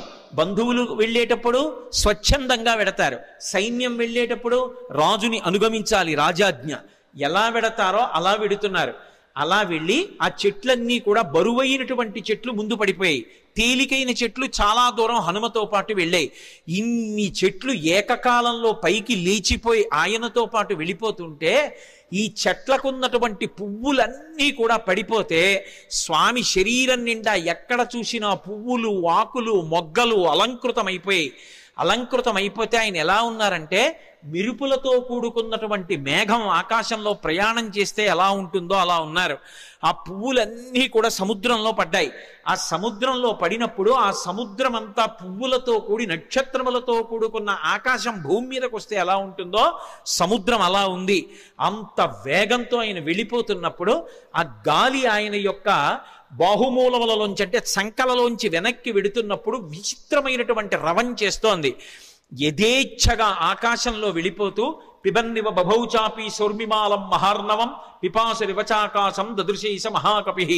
ఆయన ఆ వెడుతున్నప్పుడు ఎలా ఉందంటే ఇలా పైకి చూస్తే మెరుపుల ముద్ద వెళ్ళిపోతున్నట్టుగా ఆకాశాన్ని ఎవరో తాగేస్తున్నారా అన్నట్టుగా ఉంది. ఆయన వెడుతున్నంతసేపు ఎంత దూరం ఆయన ప్రయాణం చేస్తే అంత దూరం సముద్రం చాప చుట్టినట్టు పైకి లేచి ఆయన శరీరం అలా వెళ్ళిపోగానే ఆయనకి తగులుతోందా అన్నట్టుగా పైకి లేచి విరిగి కెరటం పడిపోతోంది. అలా సముద్రం పైకి లేచిపోయి సంక్షోభాన్ని చెందుతోంది. పెద్ద పెద్ద చెట్లు పడిపోయాయి, కెరటాలన్నీ కదిలిపోతున్నాయి, సముద్రంలో ఉండేటటువంటి ప్రాణులన్నీ క్షోభ చెందాయి. ఒక పక్క మేఘమండలాన్ని చీల్చుకుంటూ మేఘాలలోకి వెడుతూ బయటికి వస్తూ తొంగి చూస్తూ చంద్రుడు ప్రయాణిస్తున్నాడా అన్నట్టుగా వెడుతున్నారు. ఆ వెడుతున్నప్పుడు సంధ్యాయా సమవిస్పృష్టం యథాతత్ సూర్యమండలం ముఖం నాసికయా తస్యా తామ్రయా తామ్రమా బభౌ. ముందు నుంచి చూస్తే ఎర్రటి ముఖం, పగడాల ముద్దలా ఉన్నటువంటి ఎర్రటి మూతి, వెనకాల చూస్తే గైరికాది ధాతువులతో ఉన్నటువంటి పర్వతం బద్దలైతే జేగురు రంగులో ఎలా ఉంటుందో అటువంటి పృష్ఠభాగం. ఆ తోక చూస్తే ఇలా స్తంభంలా నిలబెట్టారు. ఇంద్రధ్వజానికి పూజ చేసినప్పుడు ఇంద్రధ్వజాన్ని ఎలా నిలబెడతారో అలా నిలబెట్టారు. అప్పుడప్పుడు ఆ తోకని వంచి విసురుతున్నారు. అది ఎలా ఉందంటే గరుత్మంతుడు సముద్రం మీద వెడుతూ ఒక పావుని నోట కరుచుకుని వెడుతున్నప్పుడు అది గింజుకుంటే ఎలా ఉంటుందో ఆ తోక తిరగడం అలా ఉంది. ఒక్కొక్కసారి ఆ తోకని ఇలా వంచి తల మీద పెడుతున్నారు. ఆకాశంలో ఒక పెద్ద ఇంద్రధనస్సు ఏర్పడిందా అన్నట్టుగా ఉంది. ఆయన అలా వెడుతుంటే దూరం నుంచి ముందు నుంచి చూస్తే ఎలా ఉన్నారంటే పిబన్నివ భభౌచాపి సౌర్మిమాలం మహార్ణవం పిపాసు రివచాకాశం దదృశేస మహాకపి. ఆ దూరం నుంచి పర్వతస్థా వివానలౌ, ఆ రెండు కళ్ళు కూడా ఎక్కడో పర్వతంలో చీకటిగా ఉన్న చోట రెండు నెగళ్ళు వేస్తే ఆ రెండు నెగళ్ళు రెండు అగ్నిహోత్రాలు రగులుతుంటే ఇక్కడి నుంచి చూస్తే ఎలా ఉంటాయో పచ్చగా ఉన్నటువంటి ఆయన కళ్ళు అలా ఉన్నాయి. అలా వెళ్ళిపోతున్నారు. ఆ వెళ్ళిపోతున్నప్పుడు అకస్మాత్తుగా సముద్ర జలాలన్నీ కూడా ఇలా చాప చుట్టినట్టు పైకి లేచి పడిపోతుంటే ఆ సముద్రంలో ఉన్నటువంటి ప్రాణులన్నీ ఒక్కసారి కనపడ్డాయి. తిమివక్రజుషాహ కూర్మాహ దృశ్యంతే వివృతాస్తథా వస్త్రాపకర్షకేణేవ శరీరాణి శరీరిణాం అంటారు మహర్షి. ఒక వ్యక్తి బట్ట కట్టుకుని పడుకుని నిద్రపోతుంటే పెద్ద గాలి అతని మీదకి వస్తే బట్ట పైకి లేచిపోతే శరీరావయవములన్నీ ఎలా కనపడతాయో అలా ఎప్పుడూ సముద్రం అడుగున ఉండేటటువంటి ప్రాణులు ఎవ్వరికీ ఎప్పుడూ కనపడనివి హనుమ చేస్తున్నటువంటి గమన శక్తికి చాప చుట్టినట్టు పైకి ఇలా లేచిపోతే తరంగం కింద లోపల ఉన్నటువంటి పెద్ద పెద్ద చేపలు, చిన్న చిన్న చేపలు, ఎండ్రకాయలు, తాబేళ్లు, మొసళ్ళు అన్నీ ఒక్కసారి వెలుతురులో కనపడుతున్నాయి అనుకునేటప్పటికీ పెద్ద చప్పుడుతో ఈ కెరటం వెళ్ళి మళ్ళీ పడిపోతోంది. ఆ కెరటం మళ్ళీ పడిపోతుంటే సముద్రం అంతా కలయి తిరిగిపోతోంది. అలా కలయి తిరిగిపోతుండగా నిర్భయంగా క్రీడిస్తున్నవాడు ఎలా ఉంటాడో అలా ఆకాశ మార్గంలో గమనం చేసి వెళ్ళిపోతున్నారు. అద్భుతమైన ప్రయాణం. నిజంగా శాబ్దిక ప్రత్యక్ష ప్రసారం చేశారు వాల్మీకి మహర్షి. సుందరకాండ ప్రథమ సర్గ చదువుతుంటే మన కళ్ళ ముందు కనపడుతుంది ఆయన వెడుతున్నటువంటి తీరు. ఆ మబ్బుల్లోంచి ఏదో ఒక బంగారు ముద్ద వెళ్ళిపోతుందా అన్నట్టుగా, చంద్రబింబం మబ్బుల్లోంచి ప్రయాణం చేస్తోందా అన్నట్టుగా వెళ్ళిపోతున్నారు. వెళ్ళిపోతుండగా సముద్రుడు చూశాడు. చూసి వెంటనే మైనాకుణ్ణి పిలిచి అన్నాడు. మైనాకుడు బంగారు శిఖరములతో ఉంటాడు. ఆయన యొక్క గర్భంలోనే ఉన్నాడు, సముద్ర గర్భంలో. ఆయనతో అన్నాడు, అహమిక్ష్వాకునాథేన సగరేణ వివర్ధత ఇక్ష్వాకు సచివశ్చాయం నావసీదితుమర్హతి. ఇది రామాయణం చదువుకున్నటువంటి జాతి యొక్క లక్షణాన్ని మహర్షి జ్ఞాపకం చేస్తున్నారు. నేను సముద్రుణ్ణి. ఈ భూమి మీద సముద్రాలు ఎలా ఏర్పడ్డాయో తెలుసా? ఇక్ష్వాకు వంశంలో పుట్టినటువంటి సగర చక్రవర్తి యొక్క కుమారులు 60,000 మంది సగరులు ఈ భూమిని గోతులు తవ్వితే గోతులలోకొచ్చి నిలబడినటువంటి జలములకు సాగరములని పేరొచ్చింది. మేము ఏర్పడ్డాము అంటే దానికి కారణం అదిగో ఆ ఇక్ష్వాకు వంశంలో పుట్టిన సగర చక్రవర్తి. ఇవాళ ఆ ఇక్ష్వాకు వంశంలో పుట్టినటువంటి రామచంద్రమూర్తి యొక్క భార్య జాడ తెలియక ఆపద పొందితే రాముడికి సహాయం చెయ్యాలి అని ఆయన యొక్క సచివుడైనటువంటి స్వామి హనుమ నిరాధారమైనటువంటి ఆకాశ మార్గంలో ప్రయాణం చేసి వెడుతున్నారు. మేము ఏర్పడడానికి కారణం ఇక్ష్వాకు వంశంలో పుట్టిన సగరుడు అయితే, ఆ ఇక్ష్వాకు వంశంలో పుట్టిన రాముడికి కష్టం వచ్చినప్పుడు కష్టం తీర్చడానికి వెడుతున్న హనుమకి ఉపకారం చెయ్యాలి కదా. నువ్వు నాలో ఉన్నావు కదా, నా నీళ్లు తాగడానికి పనికిరావు, ఉప్పు నీరు. కానీ నీ ఎందు పర్వతములు ఉన్నాయి, ఆ పర్వతాల్లో చెట్లున్నాయి, చెట్లల్లో అనేకమైన తేనెపెట్లున్నాయి, కందమూలాలున్నాయి. ఒక వానరానికి అంతకన్నా ప్రీతికరమైనది ఏది ఉంటుంది? నువ్వు పైకి లేస్తే ఒక్కసారి ఆయన విశ్రమిస్తారు, విశ్రమించి కాస్త తేనె తాగుతారు, కాసిని కందమూలాలు తింటారు, తర్వాత ప్రయాణం చేస్తారు. అటువంటి మహానుభావుడు ఎడుతున్నప్పుడు మనం ఆయనకి కించిత్ ఉపకారం చెయ్యకపోతే ఎంత దోషం చేసినట్టు. పాతాళ శాప్రమేయస్య ద్వారమావృత్య తిష్టసి తిర్యగోత్వమలశ్చైవ శక్తిస్తే శైలవర్ధితం. నువ్వు ఈ సముద్రంలో పడిపోయినప్పుడు పాతాళలోకం నుంచి రాక్షసులు పైకొచ్చేటటువంటి బిలానికి అడ్డంగా పడ్డావు, ద్వారానికి. కాబట్టి రాక్షసులు పైకి రాలేరు. కానీ నీకు ఒక శక్తి ఉంది, నువ్వు పైకి పెరగలవు, పక్కలకి పెరగలవు, కిందకి వెళ్ళగలవు. కాబట్టి పైకి లే, స్వామి హనుమ వస్తున్నారు, తొందరగా లే. ఎందుకో తెలుసా? కర్తవ్యమకృతం కార్యం సతాం మన్యుముదీరయేత్. ఆర్షవాక్కు అద్భుతమైన విషయాన్ని చెప్తున్నారు. మహాత్ములకు కోపం రాదు, కానీ అటువంటి మహాత్ములు కూడా కోపగిస్తారు. ఎప్పుడు కోపగిస్తారో తెలుసా? చెయ్యవలసిన పని చెయ్యడం కాదు, చెయ్యవలసిన పని చెయ్యవలసిన సమయానికి చెయ్యకపోతే మహాత్ములకు కూడా ఆగ్రహం వస్తుంది. అందుకని ఆయన దాటిపోక ముందు నువ్వు లేవాలి. అయ్యో నాకు తెలిసి లేచేటప్పటికి ఆయన వెళ్ళిపోయారు అనకూడదు, ఆయన రాకముందు లేచి నిలబడాలి. మహాత్ములు వచ్చేటప్పటికి సిద్ధంగా ఉండాలి. అందుకని వారు రాకముందు లేచి నిలబడు, అంజలి ఘటించు, స్వాగతం పలుకు, పలికి ఆయనకి విశ్రాంతికి స్థానం కల్పించు. అనగానే మైనాక పర్వతం సముద్రాన్ని చీల్చుకుని ఒక్కసారి పైకి లేచింది. వచ్చేస్తున్నారు హనుమ ఆకాశ మార్గంలో. అకస్మాత్తుగా ఆ శిఖరముల మధ్యలో బంగారం ఉంటుంది. బాలసూర్యుని యొక్క కిరణములు పడి తెల్లవారుజాము కాలమేమో మరింత శోభిస్తోంది. ఆకాశం అంతా బంగారు వర్ణం పొందేసింది. అకస్మాత్తుగా సముద్రంలోంచి శిఖరములు లేచాయేమో, సముద్ర రంగంతా కూడా బంగారు రంగు అయిపోయింది. ఆ శిఖరములు పైకి లేచాయి. దర్శయామాస శృంగాణి సాగరేణ నియోజిత శాతకుంభమైశృంగై సకిన్నరమహోరగై అంటారు మహర్షి. ఆ పర్వత శిఖరములు పైకి లేస్తే దాని మీద కిన్నరులు ఉన్నారు, దాని మీద భయంకరమైనటువంటి సర్పములు ఉన్నాయి, చెట్లున్నాయి, తేనెపట్లున్నాయి, కందమూలాలున్నాయి, బంగారంతో మెరిసిపోతున్నాయి ఆ శిఖరాలు. స్వామి హనుమ చూశారు, ఇదేమి ఇప్పటి వరకు లేనిది సముద్రంలోంచి అకస్మాత్తుగా బంగారు శిఖరాలు పైకి లేచాయే అని. మధ్యే లవణతోయస్య విఘ్నోయమితి నిశ్చిత. అకస్మాత్తుగా సముద్రంలోంచి బంగారు శిఖరాలు పైకి లేచాయంటే ఇది నేను చేస్తున్నటువంటి పనికి, నేను వెడుతున్న కార్యానికి విఘ్నం, నేను ఆగకూడదు అని వరసాపాతయామాస జీమూతమివమారుత. తన వక్షస్థలంతో కొట్టారు శిఖరాల్ని. అవి చూర్ణములై పొడి అయిపోయి పడిపోయాయి. సముద్రంలో పడిపోగానే ఒక్కసారి మైనాకుడు పురుష రూపాన్ని దాల్చి నిలబడ్డాడు. అంతరిక్షస్థిత శ్రీమాన్ ఇదం వచనమబ్రవీత్. ఆకాశంలో నిలబడి స్వామి హనుమతో మాట్లాడుతున్నాడు. మహానుభావ, కృతీచ ప్రతికర్తవ్యం దేశధర్మ సనాతన సోయం తత్ప్రతికారార్థీ తత్వసమ్మానమర్హతి అతిథి కిల పూజార్హ ప్రకృతోపి విజానత. ఈ జాతికి ఒక లక్షణం ఉంది, ఉపకారం చేసిన వాడికి ప్రత్యుపకారం చెయ్యాలి.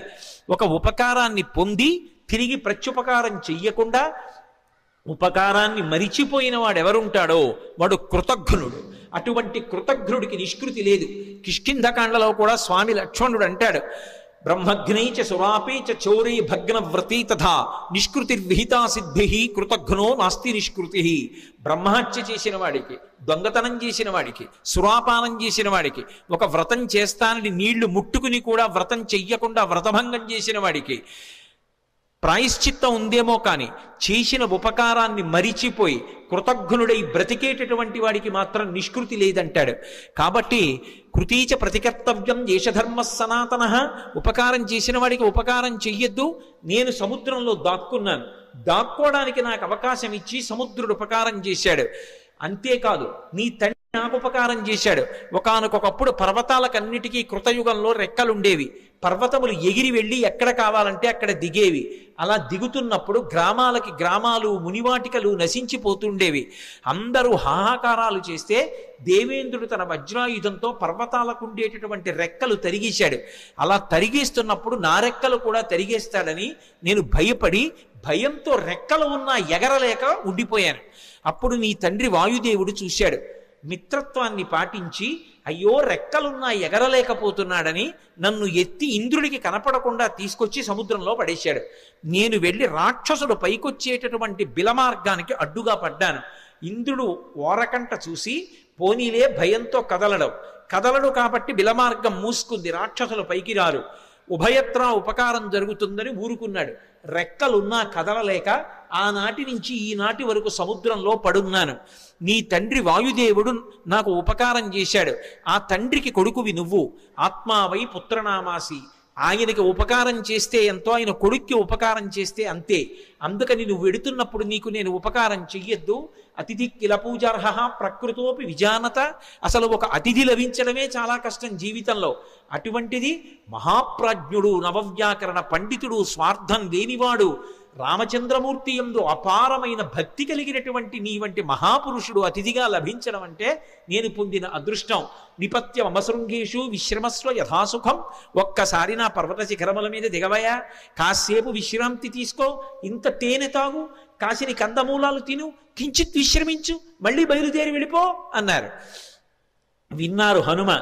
ఒక్కసారి నవ్వి ప్రీతోస్మి కృతమాతిథ్యం మన్యురేషోపనీయతాం త్వరతే కార్యకాలో మే అహస్యాప్యతివర్తతే ప్రతిజ్ఞాతమయా దత్తానస్తాతం వ్యభిహాంతరే అంటారు.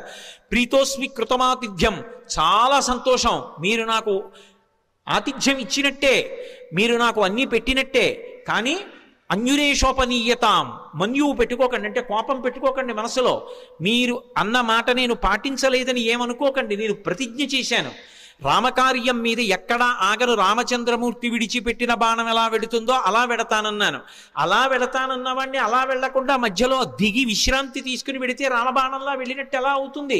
ఇది హనుమ యొక్క ప్రజ్ఞ. అంతటి ప్రాజ్ఞుడైన, అంత శక్తివంతుడైన కేవలం నా ప్రయత్నం చేత సాధిస్తాననరు.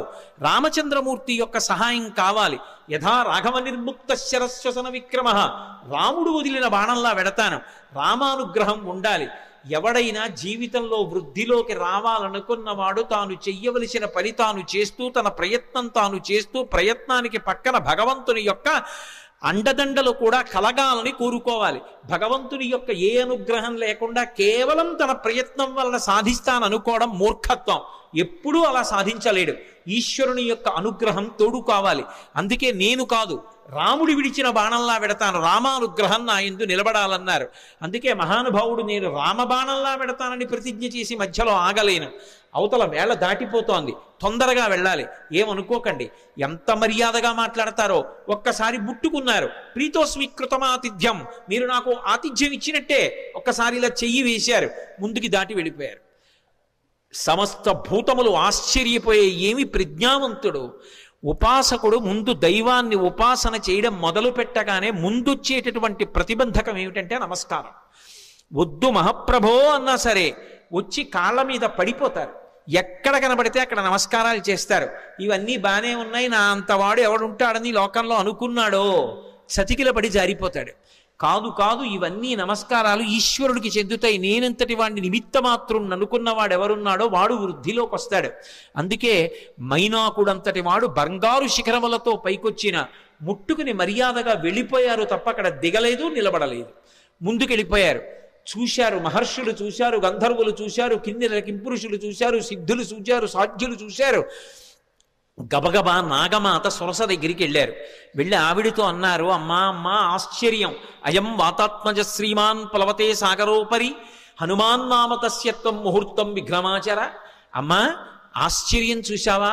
స్వామి హనుమ సముద్రాన్ని లంఘించి వెళ్ళిపోతున్నారమ్మా. నువ్వు నాగమాతవి, సురసవి. ఏది ఒక్కసారి రాక్షస రూపాన్ని పొంది విఘ్నాన్ని కల్పించు. ఆయన ఏ పాటి నిలదొక్కుంటారో చూద్దాం. అమ్మా వెళ్ళిపోతున్నారమ్మా, తొందరగా విఘ్నం కల్పించు అన్నారు. అడగచ్చా మాట అంటే ఇందులో ఒక విశేషం ఉంది. అసలు ఆ పేరే ఎంత గొప్ప పేరో, సురస. 3 అక్షరాలు కాబట్టి బేసి సంఖ్య.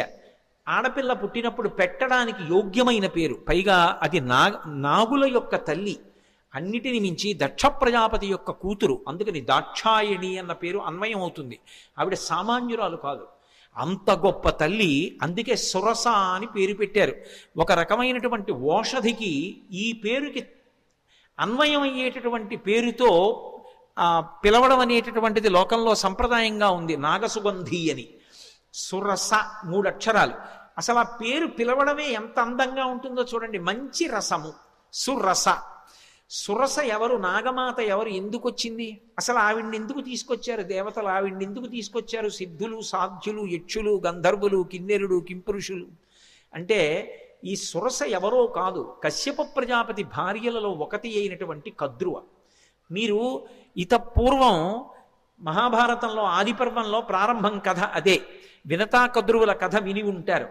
కద్రువ వినత యందు అసూయ చెందింది. అసూయ చెంది వినతతో దాస్యం చేయించుకోవడమని ఇంద్రుడి యొక్క ఉచ్చైశ్రవం అనేటటువంటి తోకకి పాము చుట్టుకునేటట్టుగా చేసింది. పాములన్నీ ఆమె పిల్లలు, అందుకే ఆమె నాగమాత. రామాయణంలో నాగమాత సురస అంటారు. ఆ కద్రువ గరుత్మంతుణ్ణి పరీక్షించింది. వినతకి కుమారుడుగా గరుత్మంతుడు వచ్చాడు, అందుకే వైనతేయుడు. ఆయన తల్లి యొక్క శాపాన్ని పోగొట్టాడు, అమృతాన్ని తీసుకొచ్చాడు. పైకి వెళ్ళి యథేచ్ఛగా ఆయన్ని ఎవ్వరూ అడ్డుకోలేకపోయారు. దేవలోకానికి వెళ్ళి అమృతాన్ని తీసుకొచ్చినవాడు గరుత్మంతుడు. పుట్టగానే పైకి ఎగిరినవాడు గరుత్మంతుడు. పుట్టి అమ్మకి పేరు తెచ్చినవాడు గరుత్మంతుడు. ఆయన యొక్క తేజస్సు అప్రతిహతం. ఆయన వెడుతుంటే ఆయన యొక్క రెక్కల అల్లార్పుకి, ఆ కాంతికి సమస్త లోకాలు స్తంభీభూతములైపోతాయి. అలా వెడతాడు ఆయన, అలా వెడతారు హనుమ. పుట్టగానే పైకి ఎగిరిన వారు హనుమ. గరుత్మంతుడు ఎలా అమృత భాండానికి ఎలా వెళ్ళాడో అలా వెడుతున్నారు సీతాదర్శనానికి హనుమ. అక్కడ దేవతల్ని ఓడించాడు గరుత్మంతుడు, ఇక్కడ రాక్షసుల్ని ఓడించాలి హనుమ. గరుత్మంతుడు శ్రీ మహావిష్ణువుకి వాహనం, హనుమ విష్ణుస్వరూపమైన రామచంద్రమూర్తికి వాహనం. గరుత్మంతుడు ఒక్క విష్ణువుని వహిస్తాడు, కానీ హనుమ కిమీష భగవాన్ నంది భవే సాక్షాత్ దిహాగత ఏన శక్తోస్మి కైలాసే మయా సంచలితే పురా అన్నాడు సుందరకాండలో రావణాసురుడు ఒక చోట. సాక్షాత్ నందీశ్వరుడిలా కనపడతారు, అందుకని నందీశ్వరుడే శివుణ్ణి వహిస్తారు. గరుత్మంత స్వరూపంలా తాను కూడా శ్రీ మహావిష్ణువుని రామచంద్రమూర్తిని వహిస్తారు. అందుకని గరుత్మంతుడు వాహనం, హనుమ వాహనం. అందుకే ఇప్పటికే హనుమద్వాహనం అని లోకంలో వాహనాలు తిరుగుతున్నప్పుడు హనుమద్వాహనం మీద కూడా వెడతారు స్వామి. కాబట్టి వాహన రీత్యా ఇద్దరు అభిన్నులు. తల్లికి కీర్తి తేవడంలో అభిన్నులు, తల్లికి కలిగినటువంటి ఇబ్బందిని తొలగించడంలో అభిన్నులు. ఇక్కడ సీతమ్మ తల్లి తల్లితో సమానం. ఆ తల్లిని ఆ చెర నుంచి విడిపించాలి, అందుకు వెడుతున్నారు. ఆయన అమృతం తెచ్చాడు, ఈయన సీతమ్మ జాడ అన్న అమృతాన్ని తెచ్చి వానరుల్ని, రాముణ్ణి, సీతమ్మని సంతోషపెడతారు. ఆయన చేసిన కార్యం, ఈయన చేసిన కార్యం ఒక్కలాంటివి. గరుత్మంతుడికి ఏ వేగం ఉందో హనుమకి ఆ వేగం ఉంది. అందుకే తరచుగా ఆయన తోకని గరుత్మంతుని నోటితో పాముతో పోలుస్తారు. పైగా ఆయన బయలుదేరేటప్పుడు కూడా అందుకే సుపర్ణ వివచాత్మానం మేనీస కపికుంజరహ అంటారు మహర్షి. తనని తాను గరుత్మంతునిగా భావించుకున్నారు, ఎందుకంటే ఇద్దరు అభిన్నులు కనుక.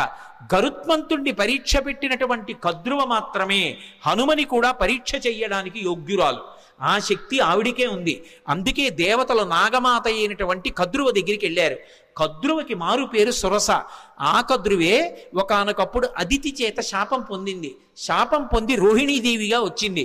ఆ రోహిణీదేవిగా వచ్చినప్పుడు మళ్ళీ బలరాముడికి తల్లయింది. బలరాముడు ఎవరు?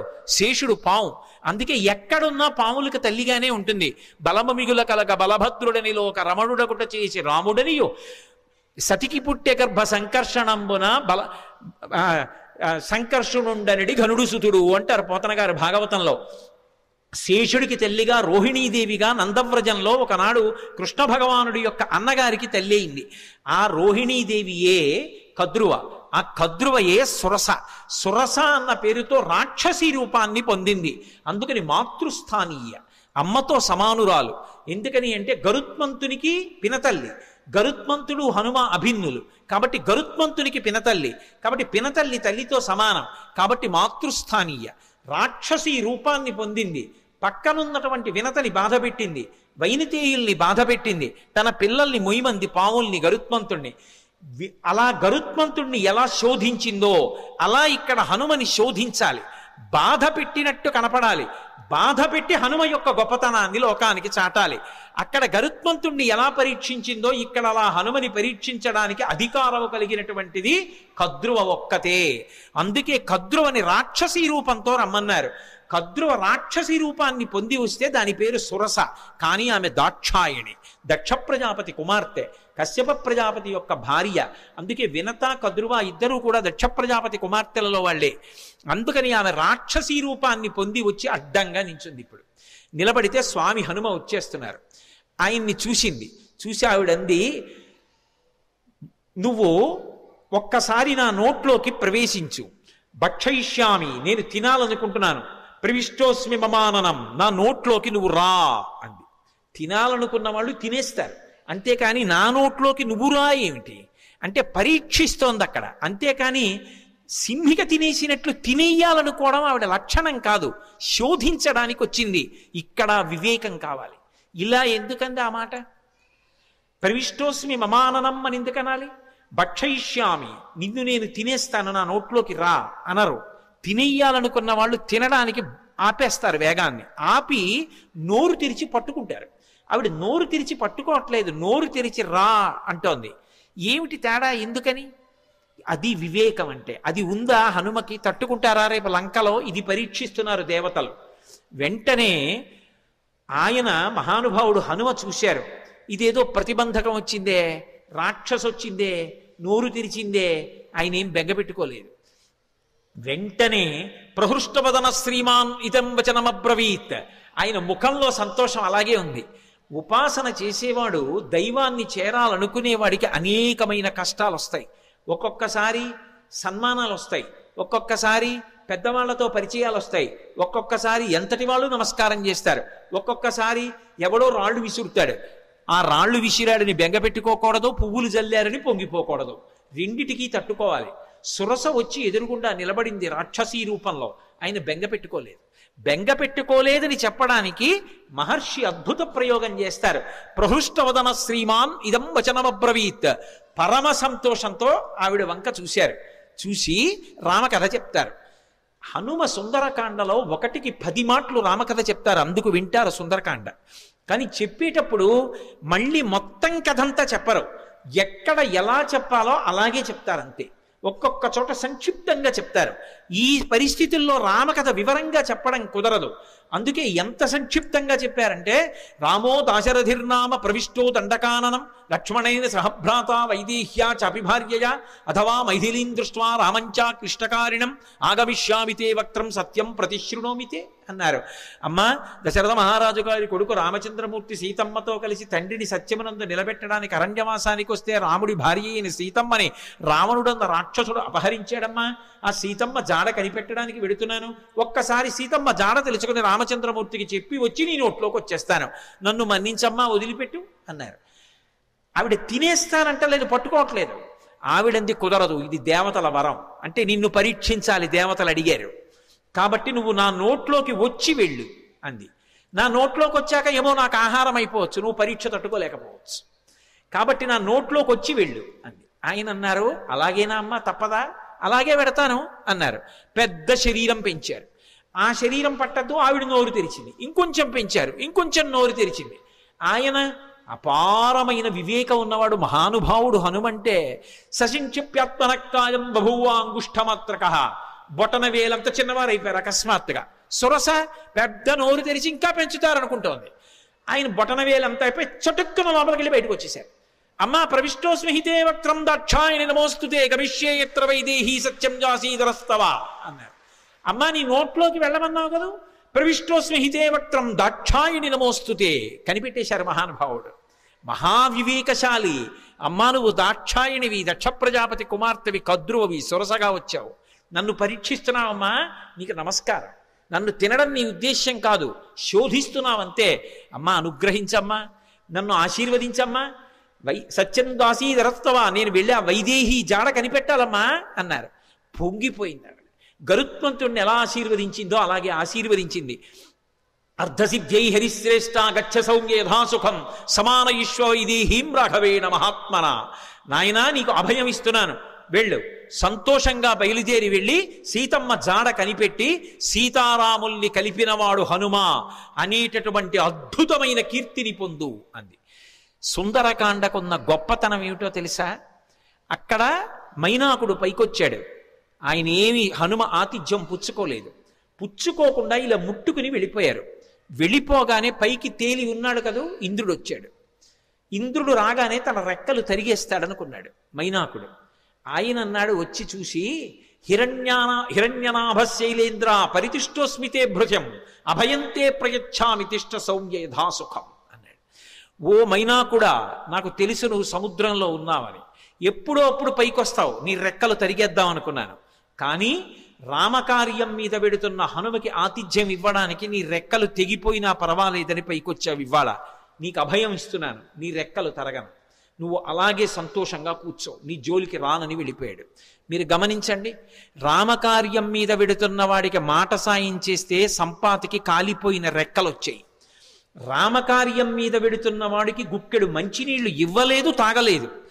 తాగమని అడిగినందుకు గాను ఉత్తర క్షణంలో ఉన్న రెక్కలు నిలబడ్డాయి భద్రంగా. రామ కథకి సుందరకాండకి ఉండేటటువంటి శక్తిని చెప్పకుండా చెప్తారు మహర్షి. ఇక్కడికి వచ్చేటప్పటికి సురసని దాటి ముందుకెళ్ళిపోతున్నారు. సురస అంటే ఎవరో కాదు, సంసారమే సురస. సంసారాన్ని దాటడం కాదు సుందరకాండ తత్వంగా చెప్పినప్పుడు. సంసారంలోకి ప్రవేశించనంటే కుదరదు.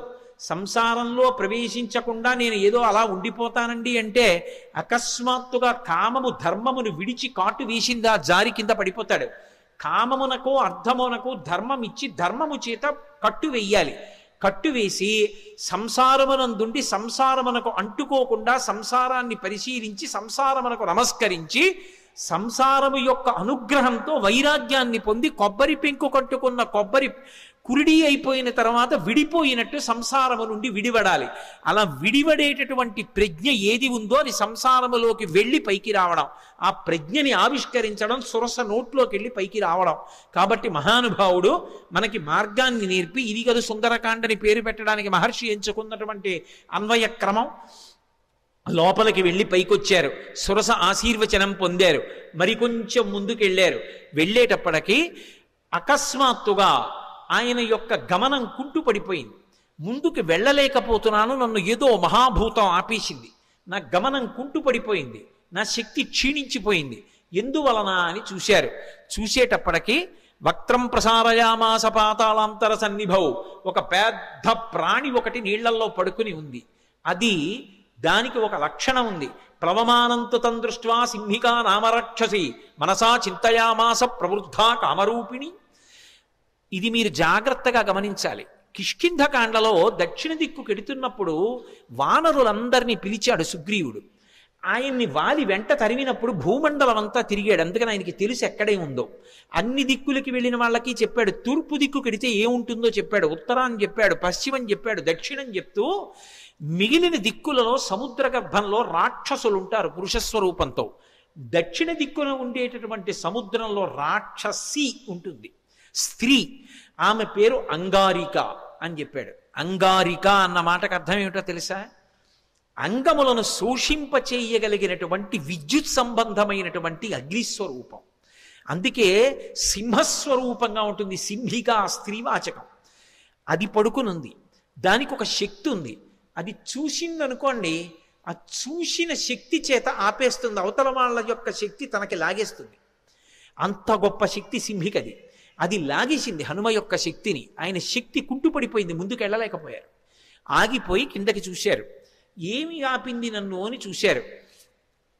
ఒక్కసారి ఊర్ధ్వమూల మధశ్చైవ వీక్షమాణస్తతకపి దదృశీ సమహత్సత్వా ఉద్దితం లవణాంభసి తదృష్ట్వా చింతయామాస మారుతిం వికృతానినం కపిరాగేన కదితం సత్వమద్భుత దర్శనం. ఓసారి కిందకి చూశారు, పైకి చూశారు, పక్కలకి చూశారు, నీటిలోకి చూశారు. పెద్ద నోటితోటి మహాప్రాణి ఒకటి పడుకునుంది. గమనించారు. ఓ, దీని గురించే సుగ్రీవుడు బయలుదేరే ముందు చెప్పాడు. ఒక మహాప్రాణి దక్షిణ సముద్రంలో కనపడుతుందని చెప్పాడు. అది పైన వెడుతున్న వాణ్ణి కూడా దూరం నుంచి చూసి కూడా వాడి శక్తిని లాగుతుందని చెప్పారు. ఇదేనమాట. దీన్ని ఉపేక్షించకూడదు. ఇది చంపే లక్షణం ఉన్నది. సురస చంపదు, ప్రవేశించి బయటికి వెళ్ళొచ్చు, అనుగ్రహించడానికి వస్తుంది, సంసారం చంపేయడానికి రాదు. సంసారాన్ని సక్రమంగా వినియోగించుకోగలిగిన వాడు ధర్మం చేత అర్ధకామములను ముడివేసి చక్కటి వైరాగ్యాన్ని పొంది వానప్రస్థుగా మిగిలిపోయి ఈశ్వరుడికి దగ్గరవుతాడు. సంసారాన్ని ఉపయోగించుకోలేని వాడు సంసారం పెట్టిన పరీక్షకి లొంగలేక ఇది నేననుకుని బరువు పెంచుకుని సంసారమునందు మగ్నుడైపోతాడు. తట్టుకోగలిగిన వాడు సంసారంలోకి వెళ్ళి కామాన్ని అర్థాన్ని ధర్మంతో ముడిసి తరిస్తాడు. అందుకని అది పరీక్షిస్తుంది, అది అనుగ్రహిస్తుంది. అందుకు నమస్కరించారు. సింహిక అనుగ్రహించదు, చంపేస్తుంది. అందుకని దీన్ని విడిచిపెట్టకూడదనుకున్నారు. వక్త్రం ప్రసారయామాస పాతాళాంతర సన్నిభం సంక్షిప్య ముహురాత్మానం నిష్పపాత మహాబల. ఒక్కసారి శరీరం పెంచారు, మళ్ళీ సురస పెంచినట్టే సింహిక కూడా పెద్ద నోరు తెరిచింది. చూశారు, ఒక్కసారి మళ్ళీ చిన్న రూపాన్ని పొంది లోపలికి వెళ్ళిపోయారు. సమస్త భూతములు భయపడ్డాయి, అమ్మో అది మింగేస్తుందని. వెళ్ళిపోయి సింహకి యొక్క మర్మావయవములు ఎక్కడ ఉన్నాయో చూశారు. మర్మస్థానములు, ప్రాణములు దేని మీద ఆధారపడి ఉంటాయో వాటిని మర్మస్థానములు అంటారు. అటువంటి మర్మస్థానములను చూశారు. ఆ గుండె, ఊపిరితిత్తులు అటువంటి వాటిని తుంచేశారు. తుంచేసి చటుక్కన పైకొచ్చారు. ఆ ప్రాణి నీటి మీద తేలిపోయి మరణించింది. చాలా సంతోషం అనుకున్నారు. పైనుంచి దేవతలు, గంధర్వులు, మహర్షులు అందరూ పుష్పవృష్టి కురిపించారు. బయలుదేరి మహానుభావుడు ముందుకి వెళ్ళిపోతున్నారు. ఈ సింహికా ఘట్టం తత్వత చాలా గొప్ప ఘట్టం. ఎందుకనంటే సముద్రానికి ఒక లక్షణం ఉంటుంది. సముద్రం లోపల బడబాగ్ని ఉంటుంది.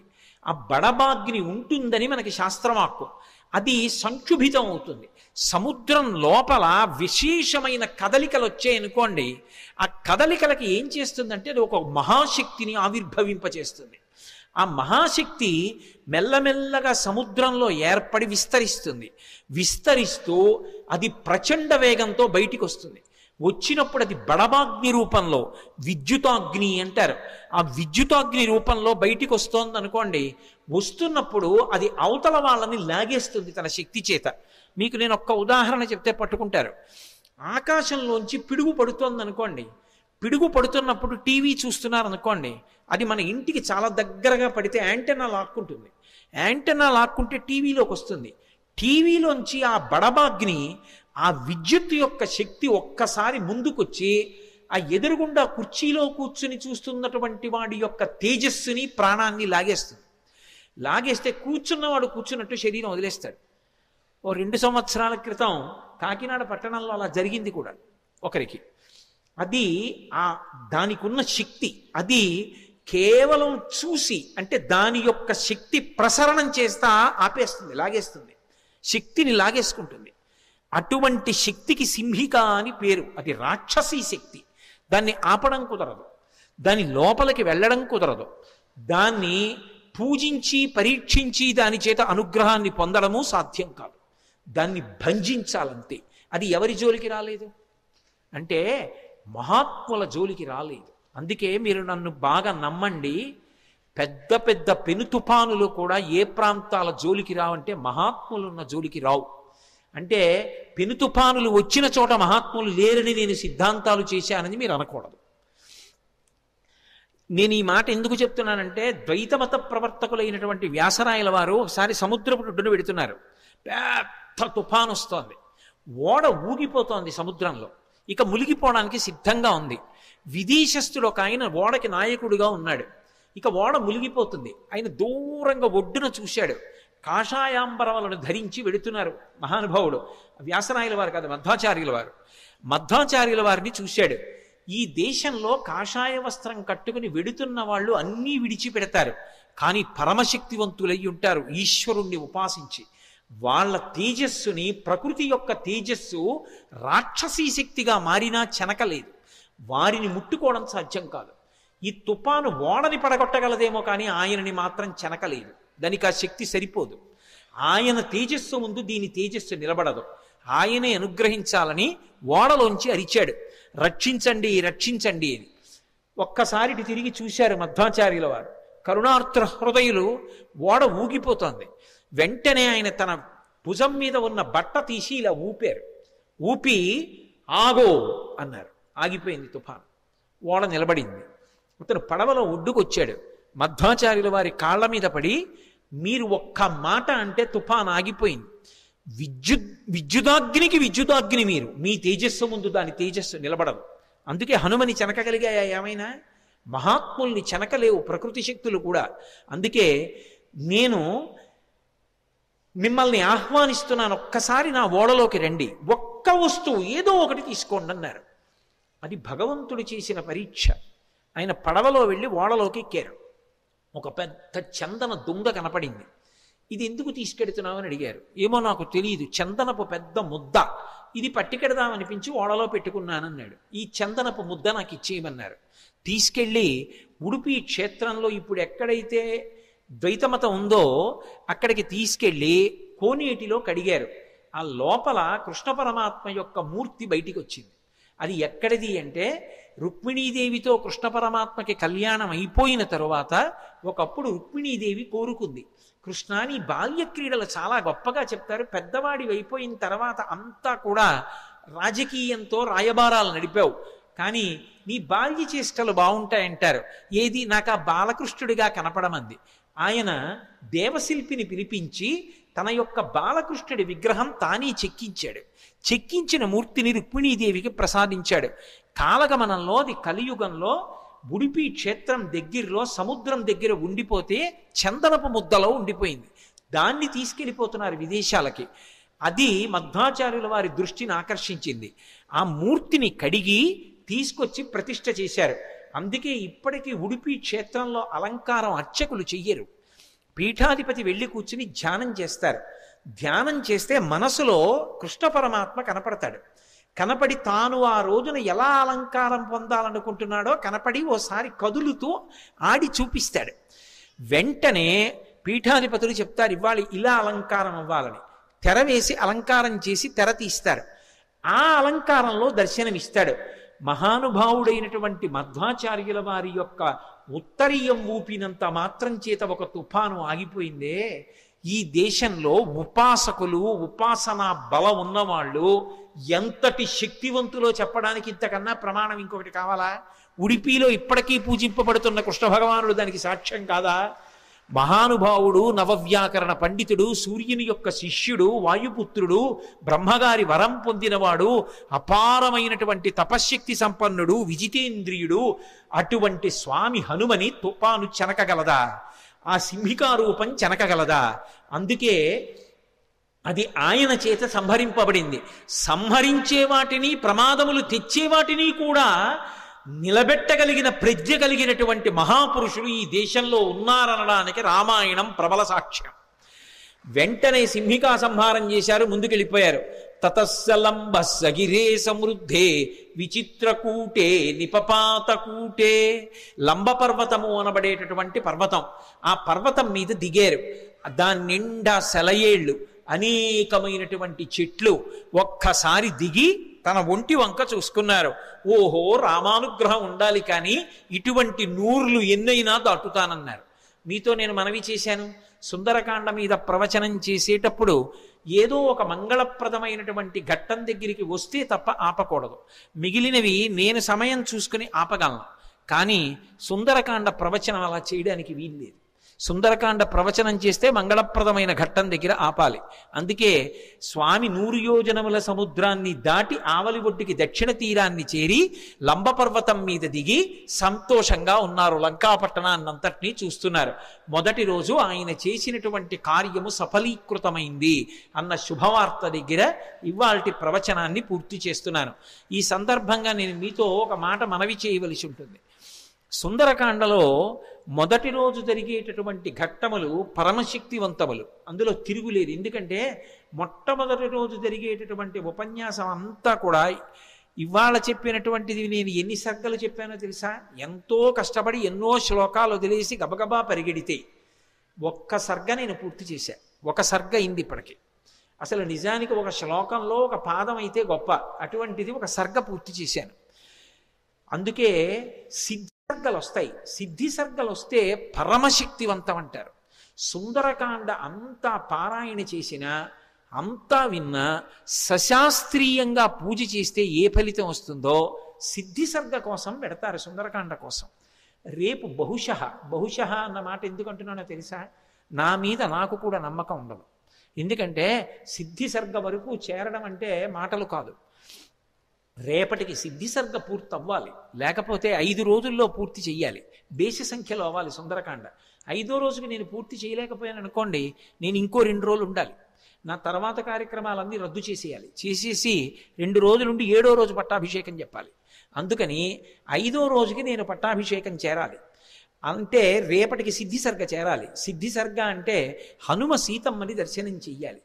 ఆ హనుమ సీతమ్మని దర్శించిన, సీతమ్మ హనుమని చూసిన రెండూ సిద్ధి సర్గలే. రామాయణంలో పరమశక్తివంతమైనటువంటి సర్గలుగా చెప్తారు. ఇక్కడి నుంచి వచ్చే ఘట్టాలు అపారమైనటువంటి శక్తివంతాలు. అందుకే కొన్ని చెప్పేటప్పుడు ఏం చేస్తారంటే ప్రవచనాన్ని కూడా ఒకసారి ఆపుతాం.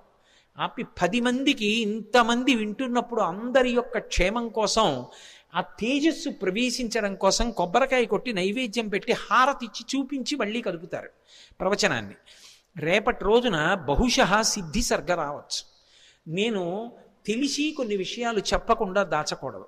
జనం కోసం ప్రవచనాలు చేయడం నా జీవితంలో నాకు అలవాట్లేదు. కానీ అది మంచిదైనప్పుడు చెప్పకుండా నేను ఉండకూడదు. రేపు సిద్ధి సర్గ జరుగుతుంది. సిద్ధి సర్గ అంటే హనుమ సీతమ్మ దర్శనం అవుతుంది. అది పరమాద్భుతమైనటువంటి విశేషం. కానీ 8:30 అవుతోందని వాచీలు చూస్తే నేనేమీ చేయలేను. ఎందుకనంటే నాకు కూడా అంత తేలికైన విషయమేం కాదు. ఎంత అలసట కలుగుతూ ఉంటుందో అన్ని గంటలు మాట్లాడడం అంటే. అయినా ఒక్కొక్కటి చెప్పడమే నా జీవితానికి సార్థక్యం. అంతకన్నా ఏం కావాలి ఈ జీవితానికి అని చెప్పడం తప్ప ఏదో ప్రయోజనం కోసం కాదు. కాబట్టి రేపటి రోజున సిద్ధి సర్గ. అందున విశేషించి రేపటి రోజు ఎటువంటి రోజు? రేపేం వారం? ఏం వారం? శుక్రవారం. శుక్రవారం దేంతో కలిసింది? పౌర్ణమి వెళ్ళిన పాడ్యమి. పౌర్ణమి వెళ్ళిన పాడ్యమి శుభం పలుకుచుండు అని శాస్త్రంలో. అటువంటి పాడ్యమి నాటి శుక్రవార ప్రదోష వేళలో సుందరకాండ చెప్పి సిద్ధి సర్గ పూర్తి చేస్తాను బహుశః, సీతారామ అనుగ్రహంగా, హనుమద్ అనుగ్రహంగా. కాబట్టి రేపు ఖచ్చితంగా 6:30 ప్రవచనం మొదలైపోతుంది.